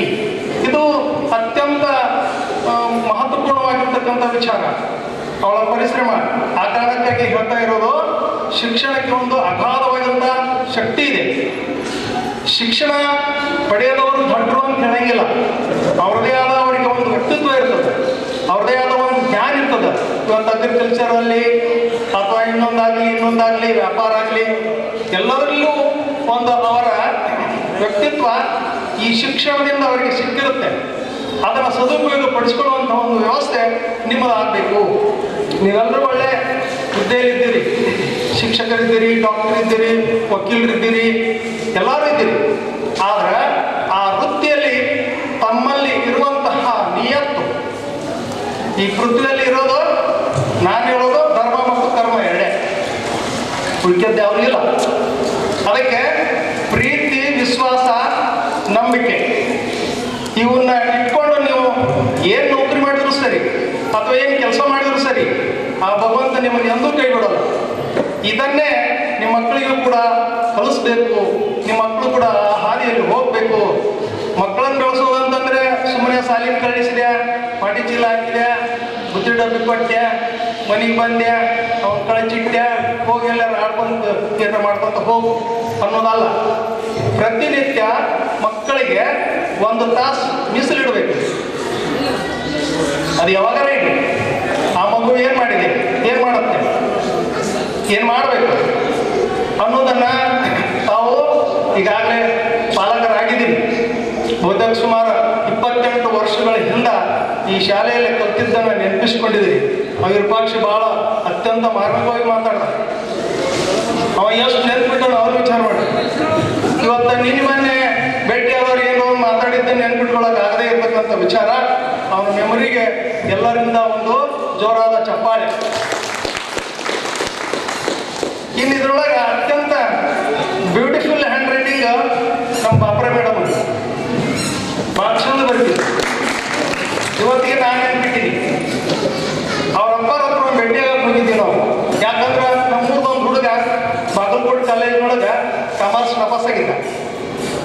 ಅವ್ನು ಹೆಂಗಾರ ಮಾಡಿ ಪಾಸ್ ಮಾಡ್ಬೇಕು, ಸಾಕಷ್ಟು ಜಮೀನಿದೆ, ಒಕ್ಕಲ್ತನಕ್ಕೆ ತೊಂದರೆ ಇಲ್ಲ. ಅವ್ನು ಹುಚ್ಚು ಏನಾರ ಮಾಡಬೇಕು, ಡಿಗ್ರಿ ಮಾಡಬೇಕು, ಬೇಟ್ ಮಾಡಬೇಕು ಅನ್ನೋ ಅಭಿಲಾಷ. ಸರ್ ಕರ್ಕೊಂಡೋಗಿ ಹಿಂಗ್ರಿ ಸಾಹೇಬ್ರ ಹಿಂಗಾಗೈತಿ ಹಿಂಗ ಅಂತಂದೆ. ಅವಾಗ ಅವ್ರು ಯಾಕೆ ಹೋಗ್ಬೇಕಪ್ಪ, ದಿನ ಮುಂಜಾನೆ 10 ಗಂಟೆಗೆ ಅವ ಬಾ ಅನ್ನು, ನಾನು ಬಂದಿರ್ತೀನಿ, 11 ಗಂಟೆಗೆ ಮತ್ತೆ ನಾನು ಕಾಲೇಜ್ಗೆ ಹೋಗ್ಬೇಕು ಅಂತ ಹೇಳಿದ್ರು. ಆ ಪ್ರಕಾರ ಬಿಟ್ಟೆ. ಮತ್ತು ಅವರು 1 ರೂಪಾಯಿನೂ ಅವನಿಂದ ಟ್ಯೂಷನ್ ಫೀಸ್ ಅಂತ ಹೇಳಿ ತಗೊಳ್ಳಿಲ್ಲ. ಮುಂದೆ 1 ವರ್ಷ ಆದಮೇಲೆ ಪಾಸ್ ಆದ. ಅವ್ರಿಗೆ ಬಂದು ಮತ್ತು ಧನ್ಯವಾದಗಳನ್ನು ಹೇಳಿದ, ಹೋದ. ಮುಂದೆ ಕಾಮರ್ಸ್ ಬಿಟ್ಟು BA ಬಂದ. BA ಪಾಸ್ ಮಾಡಿದ. ಇಲ್ಲೇ SRKದೊಳಗೆ BA ಮಾಡಿದ. ಈಗ ಅವ ಇಲ್ಲ, ಆ ಹುಡುಗ ಇಲ್ಲಿಲ್ಲ, ಅವ ಬೇರೆ. ಆದರೆ ಶಿಕ್ಷಣಕ್ಕೆ ಇರುವಂಥ ಶಕ್ತಿ ಅಗಾಧ. ನಮ್ಮ ನಿಮ್ಮೆಲ್ಲರ ಜೀವನವನ್ನು ರೂಪಿಸುವಂಥ ಮಹತ್ತರವಾದ ಶಕ್ತಿ ಶಿಕ್ಷಣಕ್ಕಿದೆ. ಅಂಥ ಶಿಕ್ಷಣವನ್ನು ನೀಡುವಂಥ ಸಂಸ್ಥೆ ಅದು ಇಲ್ಕಲ್ಲಲ್ಲಿ ಏಕೈಕ ಸಂಸ್ಥೆ ಶ್ರೀ ವಿಜಯ ಮಹಾಂತೇಶ್ ಎಜುಕೇಶನ್. ನನ್ನ ಮಕ್ಕಳು ಇಲ್ಲಿ ಹೋದವ. ಆಕಿ ಗಿರಾಕಿ ಈಗ KPSC ಪಾಸ್ ಆಗಿ ಮೊರಾರ್ಜಿ ಟೀಚರ್ ಇದ್ದಾಳ. ಆಕಿ SSLC ಪರೀಕ್ಷೆ ಬರೆಯಕ್ಕೆ ಹೋದಾಗ ಖಾತ್ರಿ ಸ್ಕೂಲಲ್ಲಿ ವಿದ್ಯುತ್ ತೆಗೆದು ಈಗಿನ ಸುತ್ತಾರ ಒಂದು 20 ಮಂದಿ ಕೂಡಿಬಿಟ್ರು ಆ ಬ್ಲಾಕ್ನಾಗೆಲ್ಲ. ಮರುದಿವ್ಸ ಬಂದಿಲ್ಲ ಬಜಿ ಹಿಂಗೆ ಅಂತ ನೋಡೋದು. ಅವಾಗ ಒಬ್ಬರು ನನ್ನ ಫ್ರೆಂಡ ಹೆಡ್ ಮಾಸ್ಟರ್ ಇದ್ರು, ಅವ್ರಿಗೆ ಹೋಗಿ ಅವರೇ ಚಿಟ್ಟಿದ್ರು. ಹೇಳಿದೆ, ಸರ್ ಆಕಿನ ಒಬ್ಬಾಕಿನ ಬರೆಯಾಕೆ ಬಿಟ್ಬಿಡ್ರಿ, ಗುಂಪು ಕೂಡಿಸ್ಬೇಡ್ರಿ. ಇದರ ಅರ್ಥ ಈಕಿದು ನೋಡಿ ಅವ್ರು ಬರೀತಾರ, ಅವ್ರು ಪಾಸಕರ ಪಾಸಕರ ಬೇರೆ ಪ್ರಶ್ನೆ, ನನ್ನ ಮಗಳದ ರೈಟಿಂಗ್ ಡಿಸ್ಟರ್ಬ್ ಆಕೈತಿ ಅಂತ ಕೇಳಿ ಬಂದಿದ್ದೆ. ಆ ಪ್ರಕಾರ ಪಾಸ್ ಮಾಡಿದ್ರು, ಹೋದ್ರು. ಎರಡನೇ ವಿಚಾರ, ಆದ್ರೆ ಮಕ್ಕಳಿಗೆ ನೋಡಿ ಬರೆಯುವುದಕ್ಕಿಂತ ಮನಸ್ಸಿನಲ್ಲಿ ಇಟ್ಕೊಂಡು ಬರೆಯುವುದನ್ನು ಕಲಿಸ. ಇವತ್ತು ನಾಳೆ ಇರೋದು ಸಾಫ್ಟ್ವೇರ್ ಗಿಫ್ಟ್ವೇರ್ ಎಲ್ಲ ಟಕ್ಕಲ್ ಹತ್ರ ಬಿಡ್ಬೇಕು.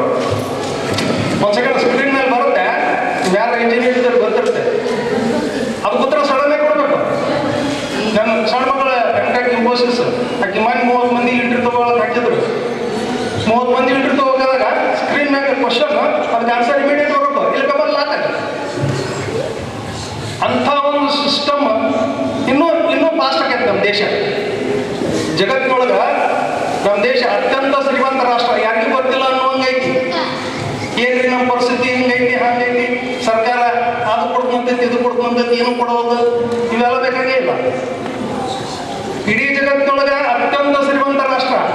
ನೀವು ಟಿವಿನಲ್ಲೆಲ್ಲ ನೋಡ್ತಿರ್ತೀರಿ, ಅವ್ರ ಮನೆ ರೈಡ್ ಮಾಡಿದ್ರು 351 ಕೋಟಿ ಸಿಕ್ತು, ಇವ್ರ ಮನೆ ರೈಡ್ ಮಾಡಿದ್ರು ಪೈಪಿನ ರೊಕ್ಕ ಇಟ್ಟಿದ್ರು, ನೀರು ಬಡ್ಕೋಬೇಕು.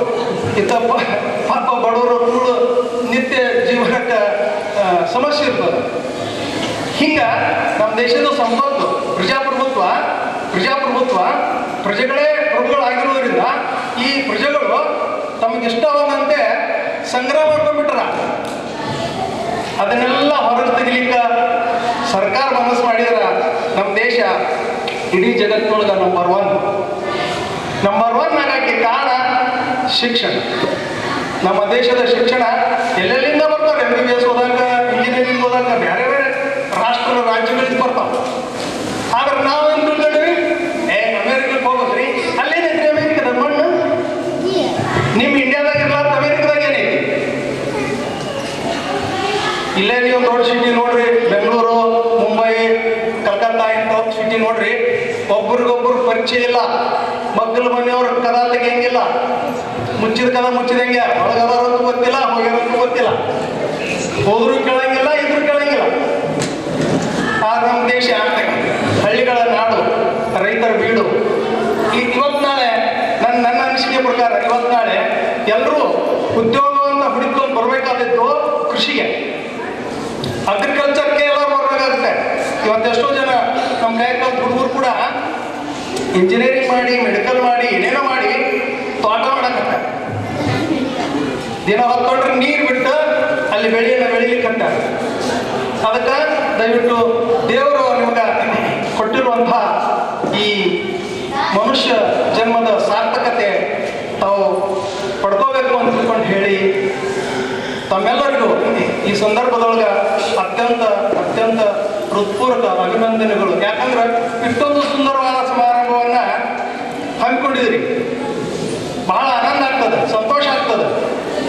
ಯಾಕಂದ್ರೆ ಅವಾಗ ಏನಿತ್ತು ಸಾಲಿ ಅನ್ನೋದನ್ನು ನೀವು ಕಂಡಿದ್ದೀರಿ. ಇವೆಲ್ಲ ಏನೂ ಇರಲಿಲ್ಲ. ಇವೆಲ್ಲ ಆಗ್ಲಿಕ್ಕೆ ಕಾರಣ ನೀವು ಫೀಸ್ ಕೊಟ್ರಿ. ಇನ್ನೊಂದು ಹೇಳ್ತೀನಿ, ಏನಂದ್ರೆ ಅಗ್ಗದ ಕಾಲದಾಗ ಅನ್ನ ಹಾಕಿದವರು ಅತ್ಯಂತ ಏನು ಕ್ಷೀಣ ಸ್ಥಿತಿಯಲ್ಲಿರುವಂಥ ಈ ಶಾಲೆಯೊಳಗೆ ನೀವು ಫೀಸ್ ಕಟ್ಟಿದ್ರೆ ನಮ್ಮ ಪಗಾರ ಹಾಕಿದ್ರಿ. ಅಗ್ಗದ ಕಾಲದಾಗ ಅನ್ನ ಹಾಕಿದಂಥ ಮಕ್ಕಳು ನಿಮಗೆ ನಾವು ಯಾವತ್ತೂ ಚಿರಋಣಿ ಆಗಿರ್ಬೇಕಾಗ್ತದ. ಜೊತೆಯಲ್ಲಿ ಈ ಸಂಸ್ಥೆಯನ್ನು ಬೆಳೆಸ್ಲಿಕ್ಕೆ, ಈ ಸಂಸ್ಥೆ ಈ ಮಟ್ಟಕ್ಕೆ ಬರಬೇಕಾದ್ರೆ ಈ ನಮ್ಮ ಸಂಸ್ಥೆಯ ಸದಸ್ಯರು, ಅಧ್ಯಕ್ಷರು, ಕಾರ್ಯದರ್ಶಿಗಳು ಪರಿಶ್ರಮ ಅತ್ಯಂತ ಮುಖ್ಯವಾಗಿದೆ. ಅವರು ಎಡಬಿಡದೆ ಪ್ರತಿನಿತ್ಯ ನಮ್ಮ ಅಕ್ಕಿಸರಂತೂ ದಿನಕ್ಕೊಮ್ಮೆರ ಬಂದು ಹೋಗ್ತಾರೆ ಸಾಲಿ. ಇದು ಅವರಲ್ಲಿರ್ತಕ್ಕಂಥ ಶೈಕ್ಷಣಿಕ ಕಾಳಜಿಯನ್ನು ಎತ್ತಿ ತೋರಿಸುತ್ತೆ. ಜೊತೆಯಲ್ಲಿ ಪ್ರತಿ ವರ್ಷ ಹಿಂಗ ನಮ್ಮ ಶಾಲೆ ಬೆಳೆಯಕತ್ತೈತಿ. ನಾವು ರಾಜ್ಯ ಮಟ್ಟದಲ್ಲಿ ಪ್ರವೇಶ ಮಾಡಿದ್ದೇವೆ, ಇನ್ನೇನು ರಾಷ್ಟ್ರ ಮಟ್ಟದಲ್ಲಿ ಕೂಡ ಪ್ರವೇಶ ಮಾಡುವಂತಹ ಒಂದು ವ್ಯವಸ್ಥೆ ಈ ಸಂಸ್ಥೆಯಿಂದ ಆಗ್ತದ. ಈ ಸಂಸ್ಥೆಯಲ್ಲಿ ಕಲ್ತಿರುವಂಥ ಮಕ್ಕಳಿಗೆ ಅನ್ಯಾಯ ಆಗಲಿಕ್ಕೆ ಸಾಧ್ಯವೇ ಇಲ್ಲ. ಇವತ್ತು ಯಾರ ಈ ಶಾಲೆ ಕಲ್ತವ್ರು ಈ ಕೆಟ್ಟ ಮಬ್ಬಾಗಿವ್ರಿ, ಈ ಶಾಲೆ ಕಲ್ತವ್ರು ಅಂತ ಯಾರು ಹೇಳೋರು ಇದ್ರು ಹೇಳ್ರಿ, ಅವ್ರನ್ನ ಕರ್ಕೊಂಡ್ಬಂದ್ಬೇಕಾದ್ರೆ ಇನ್ನೇನು ಕಲಿಸ್ತದೆ? ಸಾಧ್ಯ ಇಲ್ಲ. ಅಂಥ ಒಂದು ವ್ಯವಸ್ಥೆ ಈ ಶಾಲೆಯಲ್ಲಿ ಐತಿ. ಇಲ್ಲಿ ಕಲ್ತಿರ್ತಕ್ಕಂಥ ನೀವು ಧನ್ಯರು. ನಿಮಗೆ ಕಲಿಸಿರುವಂತಹ ಕಾರಣಕ್ಕಾಗಿ ನಮ್ಮನ್ನು ಇಲ್ಲೆಲ್ಲ ಕರೆದು ಅತ್ಯಂತ ಪಾದ ಪೂಜೆ ಮಾಡ್ತೇವೆ. ನಮ್ಮನೆ ಹೆಣ್ಣು ಮಕ್ಕಳು ಕೂಡ ಮಾಡಲಿಕ್ಕೆ ಇದು ನಮಗೆ ಮರೆಯಲಾಗದಂಥ ಒಂದು ವಿಚಾರ ಅಂತ ಹೇಳಿ ತಾವೆಲ್ಲರೂ ಸುದ್ದಿಯಾಗಿರ್ರಿ. ಆಯುಷ್ಯ, ಆರೋಗ್ಯ, ಸಂಪತ್ತು ಎಲ್ಲವೂ ನಿಮಗೆ ಕರುಣಿಸಲಿ. ಆ ಕರುಣೆ ಯಾವಾಗತ್ತೆ ಅಂದರೆ ನೀವು ನಿಮ್ಮ ವೃತ್ತಿಯಲ್ಲಿ ನಿಷ್ಠೆಯಿಂದ ಕಾರ್ಯವನ್ನು ನಿರ್ವಹಿಸಿದಾಗ. ಕೆಲವೊಂದು ಆಫೀಸ್ನಾಗ ಹೋಗ್ಗಳ ತಾತ ಅಂದರು. ಅವರ ಜೀವನ, ಅವರ ಬದುಕು ಅತಂತ್ರ, ನರಕ ಕಣ್ಣಿಲ್ಲ ಕಂಡಿದ್ದೇವೆ. ಪಟ್ಟಣ ಶೆಟ್ಟಿ ಅಂತ ಒಬ್ಬ ಕ್ಲಾರ್ಕಿದ್ದ, ಹ್ಯಾಂಡಿಕ್ಯಾಪ್ಟರ್. ಅವನ ಜೀವನ ನರಕಾಗಿ ಹೋಗು. ಯಾಕಂತಂದ್ರೆ ಇನ್ನೊಬ್ಬ ಶಶಿ ಹಿರೇಮಠ ಅಂತಿದ್ದ, ಅವರು ಇಲ್ಲಿ ವ್ಯಾಪೋಗ್ಯಾರ. ವೃತ್ತಿಯಲ್ಲಿ ತೊಡಗಿದಾಗ ಅವ ಶಶಿ ಹಿರೇಮಠ ಟೇಬಲ್ ಮ್ಯಾಗ ಕಾಲ್ ಹಾಕೊಂಡು ಕೂರ್ತಿದ್ದ. ಮತ್ತು ಹೋದ ತಕ್ಷಣ 100 ತಾ, 200 ತಾ, 500 ತಾ, 1000 ತಾ, ಅವರ ಜೀವನ ನರಕ. ಯಾರು ಅದಕ್ಕೆ ಹಣಿ ಆಗ್ಬೇಡ್ರಿ. ಅದನ್ನು ನೀವು ಬಯಸಲೇಬೇಡ. ನಿಮಗೆ ದೇವರು ಬುದ್ಧಿ ಕೊಟ್ಟನ, ಆ ಬುದ್ಧಿಶಕ್ತಿಯಿಂದ ನೀವೇನು ಕೆಲಸ ಮಾಡ್ತೀರಿ ಆ ಕೆಲಸಕ್ಕೆ ಸಂಭಾವನೆ ಸಿಗ್ತೈತೆ. ಅಷ್ಟಲ್ಲೇ ನೀವು ಸಂತೃಪ್ತರಿದ್ರಿ. ಇಲ್ಲದ ಬೇಡಿ ಗಲಭಾಷಣ ಮಾಡ್ತಾರೆ, ಆ ಲೆಕ್ಕ ಆಗ್ಬಾರ್ದು. ಅದು ನಮ್ಮ ನಿಯಂತ್ರಣ. ಆ ಒಂದು ವ್ಯವಸ್ಥೆ ಈ ಶಾಲೆಯಲ್ಲೇ ಕಲ್ತಿರ್ತಕ್ಕಂಥ ನಿಮ್ಮಂಥವ್ರಿಗೆ ಮಾತ್ರ ಸಾಧ್ಯ. ಅದಕ್ಕೆ ಒಂದು ಮಾತು ಹೇಳ್ತಾರೆ, ಏನಂದ್ರೆ ಅನ್ನ ಹಾಕುವ ಮಕ್ಕಳಿಗೆ ಅನ್ಯಾಯ ಮಾಡಿದ್ರ ಅರ್ಥಕ್ಕಂತ ಹೇಳೋದು. ಶಿಕ್ಷಕರಿದ್ರು ಅರ್ಥ ಆಗ್ತೈತಿ, ಇಂಜಿನಿಯರ್ ಅವ್ರ ಲೈನ್ ಬೇರೆ ಇರ್ತೈತಿ. ಅನ್ನ ಹಾಕುವ ಮಕ್ಕಳಿಗೆ ಅನ್ಯಾಯ ಮಾಡೋದಿದ್ರ ಅನ್ನಕ್ಕಾಗಿ ಹುಟ್ಟಿದ ಮಕ್ಕಳಿಗೆ ಅನ್ಯಾಯ ಆಗೋದಿಲ್ಲ. ನೀವು ಕಲಿಸಿದವರಿಗೆ ನೀವು ಏನು ಹೇಳ್ಕೊಡ್ತಿರಲ್ಲ, ಅವ್ರಿಗೆ ನೀವು ಅನ್ಯಾಯ ಮಾಡಲಿಲ್ಲ ಅಂದ್ರೆ ನಿಮ್ಮ ಮಕ್ಕಳಿಗೆ ಎಂದೂ ಅನ್ಯಾಯ ಆಗ. ಆ ಬ್ರಹ್ಮನ್ ಮುಂದಿಂದ ನೀವು ಅನ್ಯಾಯ ಮಾಡಿದಂದ್ರೂ ಸಾಧ್ಯ. ಅದಕ್ಕೆ ಇದ್ರೊಳಗೆ ಸಂತೃಪ್ತ ಜೀವನವನ್ನು ಸಾಗಿಸ್ರಿ. ಜಗತ್ತು ಬಹಳ ವಿಶಾಲ ಐತಿ. ಆ ಜಗತ್ತಿನೊಳಗೆ ತಾವು ಅತ್ಯಂತ ಯಶಸ್ವಿಯಾಗಿ ಜೀವನವನ್ನು ನಿರ್ವಹಿಸ್ರಿ. ಮಕ್ಕಳಿಗೆ ಒಳ್ಳೆಯ ಶಿಕ್ಷಣ ಕೊಡಿಸ್ರಿ. ನಿಮಗೆ ತ್ರಾಸಿದ್ರೂ ಕೂಡ ಶಿಕ್ಷಣ ಕೊಡಿಸ್ರಿ. ಯಾಕಂದ್ರೆ ಅದಕ್ಕೊಂದು ಶಕ್ತಿ ಅದ ಅಂಥೇಳಿ ನಾನು 2 ಮಾತು ಮುಗಿಸೋಕ್ಕಿಂತ ಮುಂಚೆ ನಿಮ್ಮೆಲ್ಲರಿಗೂ ನನ್ನ ಸಾವಿರ ಕೋಟಿ ನಮಸ್ಕಾರಗಳನ್ನು ಹೇಳಿ ಧನ್ಯವಾದಗಳು. ಚೇರ್ಮನ್ರೇ, ಕಾರ್ಯದರ್ಶಿಗಳೇ, ವಿಭಾಗೀಯ ಚೇರ್ಮನ್ರೇ, ಮುಖ್ಯೋಪಾಧ್ಯಾಯರೇ, ಸಹೋದ್ಯೋಗಿಗಳೇ ಹಾಗೂ ಇದೇ ಶಾಲೆಯಲ್ಲಿ ಕಲಿತು ಒಳ್ಳೊಳ್ಳೆ ಕೆಲಸದಲ್ಲಿರ್ತಕ್ಕಂಥ ತಾವುಗಳೇ, ಎಲ್ಲರಿಗೂ ವಂದನೆಗಳು. ಟೈಮ್ ಆಗೈತೆ, ಭಾಳ ಮಾತಾಡೋದಿಲ್ಲ.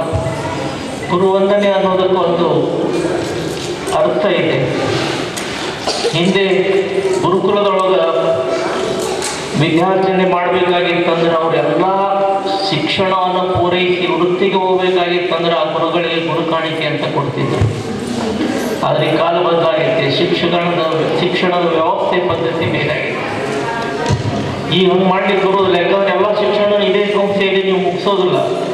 SSLC ಅನ್ನೋದು ಒಂದು ಸರ್ಕಲ್, ಅಲ್ಲಿಂದ ನೀವು ಡೈವರ್ಟ್ ಆಗ್ತೀರಿ, ಕಲಿಕೆ ಆಗ್ತದ, ಯಾವುದೇ ಉದ್ಯೋಗ ಇಡ್ತೀರಿ, ಲಗ್ನ ಆಗತ್ತ, ಮಕ್ಕಳು ಮರಿ ಆಗ್ತಾವ. ಅವಾಗ ನಿಮ್ಮಲ್ಲಿರ್ತಕ್ಕಂಥ ಸೂಕ್ತವಾಗಿ ಅಡಗಿರ್ತಕ್ಕಂಥದ್ದು ಏನು, ನಮ್ಮ ಶಾಲೆ ಹೆಂಗದ, ನಮಗೆ ಕಲಿಸಿರ್ತಕ್ಕಂಥ ಗುರುಗಳು ಹೆಂಗದಾರ ಅನ್ನೋದು ನೋಡ್ತಕ್ಕಂಥ ಆಸಕ್ತವಾಗಿ ಬೆಳೀತದೆ. ಅವಾಗೆಲ್ಲರೂ ಕೂಡ್ತೀನಿ, ಇಂಥ ಕಾರ್ಯಕ್ರಮವನ್ನು ಮಾಡ್ತೇವೆ. ನಿಜ ಹೇಳಬೇಕಾಗಿತ್ತಂದ್ರೆ ನಾವು ನಿಮಗೆ ಚಿರಋಣಿಗಳಾಗಿರ್ಬೇಕು.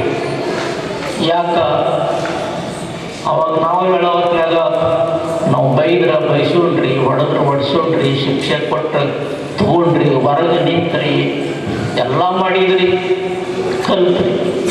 ಆದರೆ ಈಗ ಆ ವ್ಯವಸ್ಥೆ ಬದಲಾಗಿದೆ. ಯಾರಿಗೂ ಏನೂ ಅನ್ನಂತೆ ಇಲ್ಲ, ಮಾತಾಡೋಂತೆ ಇಲ್ಲ, ಪಡೆಯೋಂತಿಲ್ಲ. ಪಾಠ ಬ್ಯಾಟ್ರಿ ಸಾರಿ ಬರ್ತಂತಂದ್ರೆ ಒಳ್ಳೆ ವಾಪಸ್ ಹೋಗ್ಬೇಕು, ಆ ವ್ಯವಸ್ಥೆ ಬಂದೈತೆ. ಅದಕ್ಕೆ ನಾವು ನಿಮ್ಗೆ ಚಿರಋಣಿಗಳಾಗಿರ್ಬೇಕು. ಆದ್ದರಿಂದ ಒಳ್ಳೆ ಸಂಸ್ಥೆಗೆ ಕಲ್ತೀರಿ, ಒಳ್ಳೆಯ ಉದ್ಯೋಗದಲ್ಲಿದ್ದೀರಿ. ಸಂಸ್ಥೆಯ ಆಡಳಿತ ಮಂಡಳಿಯವರು ತಮ್ಮ ತ್ಯಾಗದಿಂದ ಇಂಥ ದೊಡ್ಡ ಬೃಹತ್ ಶಾಲೆಯನ್ನು ಸಂಸ್ಥೆಯನ್ನು ಕಟ್ಟಿದ್ದಾರೆ. ಈ ಸಂಸ್ಥೆಗೆ ನಿಮ್ಮಲ್ಲಿರೋ ಒಂದು ಶಾಶ್ವತ ನೆನಪು ಉಳಿಯುವಂತಹ ಯಾವುದಾದ್ರೂ ಒಂದು ಕೆಲಸವನ್ನು ನೀವು ಮಾಡ್ರಿ ಅಂತ ಹೇಳಿ ದೇವರು ನಿಮ್ಮೆಲ್ಲರಿಗೂ ಆಯುಷ್ಯ ಆರೋಗ್ಯವನ್ನು ಕೊಡಲಿ, ನಿಮ್ಮ ಜೀವನ ಸದಾ ಹಸಿರಾಗಿರಲಿ ಅಂತಂದೇಳಿ ಆರೈಕೆ ನಾನು ಒಂದೆರಡು ಮಾತುಗಳನ್ನು. ಇಂದಿನ ಕಾರ್ಯಕ್ರಮದ ಅಧ್ಯಕ್ಷರಾದ ಶ್ರೀ ಗುರಣ್ಣ ಮಠದ್ ಸರ್, ಈ ಕಾರ್ಯಕ್ರಮದ ಮುಖ್ಯ ಅತಿಥಿಗಳಾದ SC ಅಕ್ಕಿ ಸರ್, ಕಬ್ಬಿ ಸರ್, ಮತ್ತು ಈ ಶಾಲೆಯ ಮುಖ್ಯ ಗುರುಗಳಾದ ಶ್ರೀಮತಿ ಆಶಾ S ಮಠದ್ ಮತ್ತು ನನ್ನ ಸಹೋದ್ಯೋಗಿ ಮಿತ್ರರೇ, ಹಾಗೂ ಇಂದಿನ ಕಾರ್ಯಕ್ರಮದ ಮುಖ್ಯ ಕೇಂದ್ರ ಬಿಂದುಗಳಾದ ನನ್ನ ವಿದ್ಯಾರ್ಥಿಗಳು, ನನ್ನ ಪ್ರೀತಿಯ ವಿದ್ಯಾರ್ಥಿಗಳು. ನಿಮ್ನೆಲ್ಲ ಬಹಳ ದಿನ ಆಗಿತ್ತು. ಆದ್ರೆ ಈ ಬ್ಯಾಂಕ್ ಅಂದ್ಗಳನ್ನ ಮೋಸ್ಟ್ಲಿ ಬಲ್ಕುಂದಿ ಇರ್ಬೋದು, ಆಮೇಲೆ ಪ್ರತಿಭಾ ನೆನಪು ಗುಳೇದ ಇವ್ರು ಇರ್ಬೋದು, ಕಾವೇರಿ ಸ್ವಲ್ಪ ನೆನಪು ಇರ್ಬೋದು ಅಂತ ನಾನು ಗೆಸ್ ಮಾಡಿದ್ದೆ. ಸೊ ಆ ಪ್ರಕಾರ ಮನೆಗೆ ಬಂದು ನಿನ್ನೆ ಒಂದು 4 ಮಂದಿ ಬಂದು ಕರೆದು ನಾನೆಲ್ಲ ಇದು ಮಾಡಿದ್ರು. ಆನಂತರ ನಿಮ್ನೆಲ್ಲ ಅವಾಗ ಯೂನಿಫಾರ್ಮ್ ಹಾಕೊಂಡು ನೀವು ಟೀಚರ್ ಅಂತ ಬರ್ತಿದ್ರಿ. ನನಗೆ ಅದು ನೆನಪು ಬಂತು ನಿಮ್ನೆಲ್ಲ ನೋಡಿದಾಗ. ಸೊ ಆ ಒಂದು ದಿನಗಳ ನೆನಪು ನನಗೆ ಬಂತು. ಸೊ ಹಾಗಾಗಿ ನಿಮ್ಮೆಲ್ಲ ಪ್ರೀತಿ ವಿಶ್ವಾಸ ನಮ್ಮನ್ನೆಲ್ಲ ನೆನೆಸ್ಕೊಂಡು ಇಷ್ಟು ವರ್ಷಗಳಾದರೂ ನಮ್ಮನ್ನೆಲ್ಲ ನೆನಪಿಟ್ಕೊಂಡು ನಮ್ಮನ್ನು ಕರೆದು ಸನ್ಮಾನ ಮಾಡಿದ್ರಿ, ಬಹಳ ಖುಷಿ ಆಯಿತು. ಎಲ್ಲ ಪ್ರತಿ ವರ್ಷದಂತೆ ನಾವೆಲ್ಲ ವಿದ್ಯಾರ್ಥಿಗಳಿಗೆ ಹೇಳ್ತಾನೆ ಇರ್ತೇವೆ. ಅದು ಪ್ರತಿಯೊಂದು ವರ್ಷದಲ್ಲಿ ಪ್ರತಿಯೊಂದು ಅಕಾಡೆಮಿಕ್ ಇಯರ್ನಲ್ಲಿ ಒಂದು ವಿಶೇಷತೆ ಇರ್ತದೆ. ಸೊ ನಾನು ವಿರೂಪಾಕ್ಷ ನೆನಪಿಟ್ಕೊಂಡಿದ್ದೆ. ಯಾಕಂದ್ರೆ ನಾನು ಅವ್ನು ವಿಜ್ಞಾನ ವಸ್ತು ಪ್ರದರ್ಶನಕ್ಕೆ ಕರ್ಕೊಂಡು ಹೋಗಿ ನೆನಪೈತು ಇಲ್ಲ ಅಂದ್ಕೊಂಡಿದ್ದೆ. ಬಟ್ ಅವ್ನು ನೆನಪು ಮಾಡಿ ಹೇಳ್ದ. ಹಾಗಾಗಿ ವಿಜ್ಞಾನದಲ್ಲಿ ಅವ್ನು ಇದು ಮಾಡ್ದ. ಸೊ ಆ ನಂತರ ಎಲ್ಲ ವಿದ್ಯಾರ್ಥಿಗಳು ಕೆಲವೊಂದು ಮಕ್ಕಳಿಗೆ ಕೆಲವೊಂದು ವಿಷಯಗಳು ಆಸಕ್ತಿ ಇರ್ತವೆ. ಸೊ ಆ ರೀತಿ ಎಲ್ಲ ಮಕ್ಕಳು ನೀವೆಲ್ಲ ಚೆನ್ನಾಗಿದ್ದೀರಿ, ಬೇರೆ ಬೇರೆ ಉದ್ಯೋಗದಲ್ಲಿ ಸಂಸಾರದಲ್ಲಿ ಯಶಸ್ಸನ್ನು ಕಂಡಿರಿ. ಸೊ ಅದನ್ನೆಲ್ಲ ನೋಡಿ ನಿಮ್ಮನ್ನೆಲ್ಲ ನೋಡಿ ಬಹಳಷ್ಟು ಸಂತೋಷ ಆಯಿತು. ಸೊ ನಮ್ಮನ್ನೆಲ್ಲ ಕರೆದು ನಮ್ಮೆಲ್ಲ ಕಾಲ್ಕರು ಸನ್ಮಾನ ಮಾಡಿ ಭಾಳ ಖುಷಿ ಆಯಿತು. ನಿಮ್ಮೆಲ್ಲರಿಗೂ ಧನ್ಯವಾದಗಳು. ಏನು ಹೇಳಿದ್ರು ಕಡಿಮೆ, ಎಷ್ಟು ಹೇಳಿದ್ರು ಕಡಿಮೆ. ಎಲ್ಲ ಪರಮಗುರು ಡಾಕ್ಟರ್ ಮಹಾಂತಪ್ಪಗಳವರನ್ನು ಸ್ಮರಿಸಿಕೊಳ್ತಾ ಈ ಸುಂದರ ಅರ್ಥಪೂರ್ಣ ಸಮಾರಂಭದ ಅಧ್ಯಕ್ಷತೆಯನ್ನು ವಹಿಸಿರ್ತಕ್ಕಂಥ ಗುರಣ್ಣ ಮಠದವರೇ ಹಾಗೂ ಕಂಪ್ಲಿ ಸರ್ ಅವರೇ, ಅಕ್ಕಿ ಸರ್ ಅವರೇ ಹಾಗೂ ಮುಖ್ಯ ಗುರುಮಾತೆಯವರೇ ಹಾಗೂ ನನ್ನ ಎಲ್ಲ ಸಹ ಶಿಕ್ಷಕ ವೃಂದದವರೇ ಹಾಗೂ ವಿದ್ಯಾರ್ಥಿಗಳೇ, ಅಂದರೆ ಆಗಿನ ವಿದ್ಯಾರ್ಥಿಗಳೇ ತಮಗೆಲ್ಲ ಭಕ್ತಿಯ ಶರಣಾರ್ಥಿಗಳು.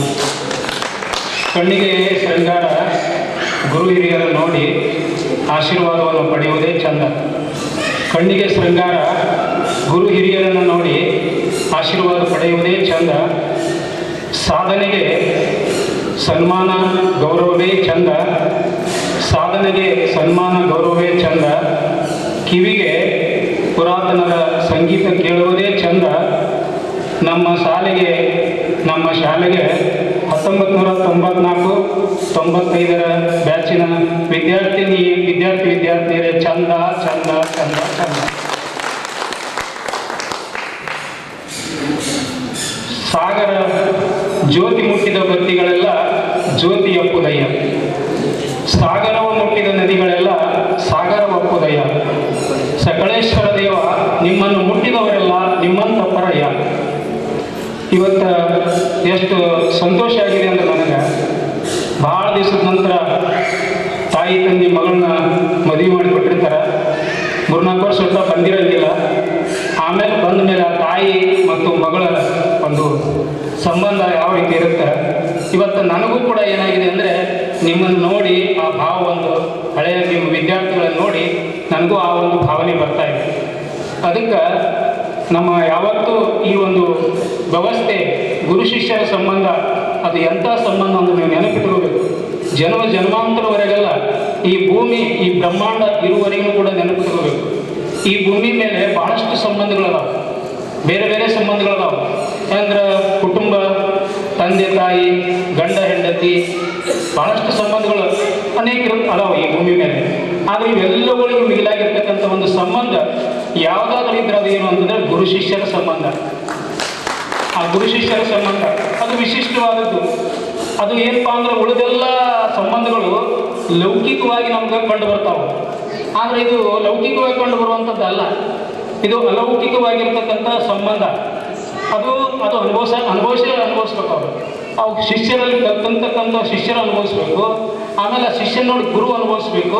ಇಂಥ ಒಂದು ಅಲೌಕಿಕವಾದಂಥ ಸಂಪತ್ತು ಈ ಭೂಮಿ ಮೇಲೆ ಯಾವುದಾದ್ರೂ ಇದ್ರೆ ಅದು ಗುರು ಶಿಷ್ಯರ ಸಂಬಂಧ. ಗುರುಗಳಲ್ಲಿ 3 ರೀತಿ ಗುರುಗಳಿರ್ತಾರೆ, ಶಿಷ್ಯರಲ್ಲಿ ಕೂಡ 3 ರೀತಿ ಗುರುಗಳಿರ್ತಾರೆ. ಆದರೆ ಗುರುಗಳಲ್ಲಿ 3 ರೀತಿ ಯಾರು ಇರ್ತಾರ ಅದಕ್ಕೆ ಅವ್ರು ಹೇಳ್ತಾರೆ ನೋಡಿ, ಜ್ಯೋತಿ ಮುಟ್ಟಿದ ಬತ್ತಿಗಳೆಲ್ಲ ಜ್ಯೋತಿ ಅಪ್ಪುದಯ್ಯ.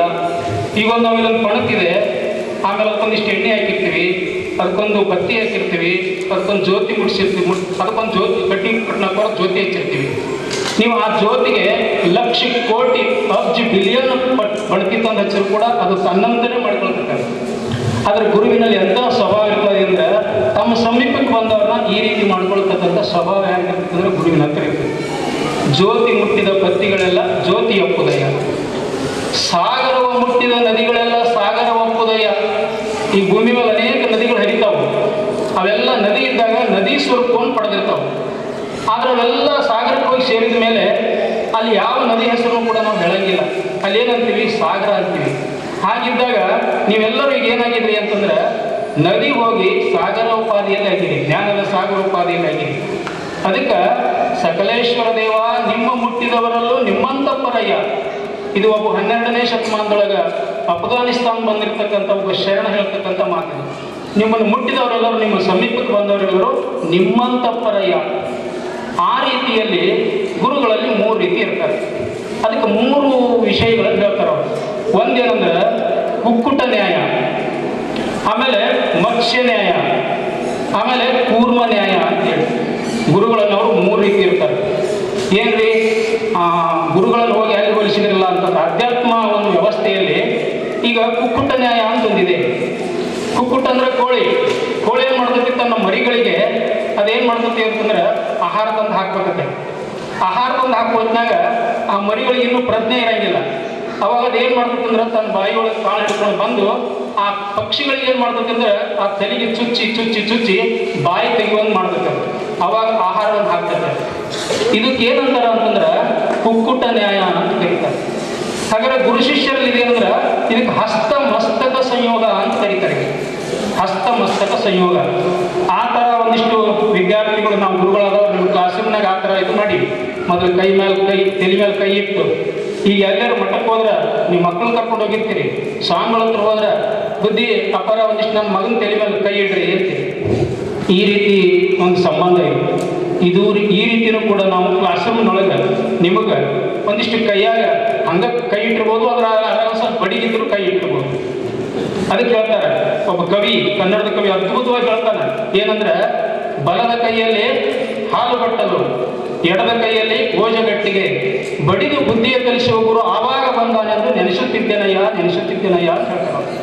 ಗುರುವಿನ ಹತ್ರ ಒಂದಿಷ್ಟು ಏನಿರ್ತೈತಿ ಅಂದ್ರೆ ಪ್ರೀತಿನೂ ಇರ್ತೈತಿ, ಅಷ್ಟೇ ಶಿಕ್ಷಿಸುವಂಥ ಒಂದು ಏನಿರ್ತೈತಿ ಅಂತಂದ್ರೆ ಗುಣನೂ ಒಂದು ಇರ್ತೈತಿ. ಅಂದ್ರೆ ಇವೆರಡು ಸಮಾನವಾಗಿ ನೋಡ್ಬೇಕು ನಾವು. ಈ ಸಮಾನವಾಗಿ ತೆಗೆದುಕೊಳ್ತಕ್ಕಂಥವ್ರು ಅದಕ್ಕೆ ಇಲ್ಲಿ ಏನಂತಂದ್ರೆ ಏನು ಅಂದ್ರೆ ಇದಕ್ಕೆ ಏನಂತಾರಂದ್ರೆ ಹಸ್ತ ಮಸ್ತಕ ಸಂಯೋಗ ಅಂತ ಕರೀತಾರೆ. ಅಂದ್ರೆ ಗುರು ಆದವ ಶಿಷ್ಯನ ತಲೆ ಮೇಲೆ ಕೈ ಇಟ್ಟ ಅಂತಂದ್ರೆ ಆವಾಗ ಆ ಒಂದು ವಿದ್ಯೆ ಅಲ್ಲಿ ದೊರಕ್ತಾ ಇದೆ. ಇಂಥ ಗುರುಗಳು ಒಂದು ನಮನಿ. ಇದಕ್ಕೆ ಏನಂತಾರಂದ್ರೆ ಕುಕ್ಕುಟ ನ್ಯಾಯ ಅಂತ ಕರೀತಾರೆ. ಇನ್ನು ಎರಡನೇದು ಮತ್ಸ್ಯ ನ್ಯಾಯ. ಮತ್ಸ್ಯ ಅಂದ್ರೆ ಮೀನು. ಆ ಮೀನು ಏನು ಮಾಡ್ತಂದ್ರೆ ತನ್ನ ಮರಿಗಳಿಗೆ ಹೊಟ್ಟೆ ಹಸಿದಾಗ ಅದು ಕೋಳಿಗತ್ತೆ ಆಹಾರ ತಂದು ಹಾಕೋದಿಲ್ಲ. ಅದಕ್ಕೆ ಏನು ಮಾಡ್ತಂತ ಈ ಮರಿಗಳು ಹೊಟ್ಟೆ ಹಸಿದಾಗ ಆ ಮೀನಿನ ಮರಿಗಳು ಹೊಟ್ಟೆ ಹಸಿದಾಗ ಅದು ತಮ್ಮ ತಾಯಿಯನ್ನು ನೋಡ್ತೈತಿ. ಅದೇ ರೀತಿ ಮೀನು ಕೂಡ ಏನು ಮಾಡ್ತೈತಿ ಅಂತಂದ್ರೆ ದೊಡ್ಡ ಮೀನು ತಾಯಿ ಮೀನು ಕೂಡ ಆ ಕಣ್ಣೊಳಗೆ ಕಣ್ಣಿಟ್ಟು ನೋಡ್ತೈತಿ. ತಾಯಿ ಮೀನು ಮರಿ ಮೀನು ಕಣ್ಣಿಟ್ಟು ನೋಡ್ತೈತಿ, ಮರಿ ಮೀನು ತಾಯಿಯ ಕಣ್ಣಿನೊಳಗೆ ಕಣ್ಣಿಟ್ಟು ನೋಡ್ತೈತಿ. ಇದರಿಂದ ಅವ್ರು ಹೊಟ್ಟೆ ತುಂಬತೈತಿ.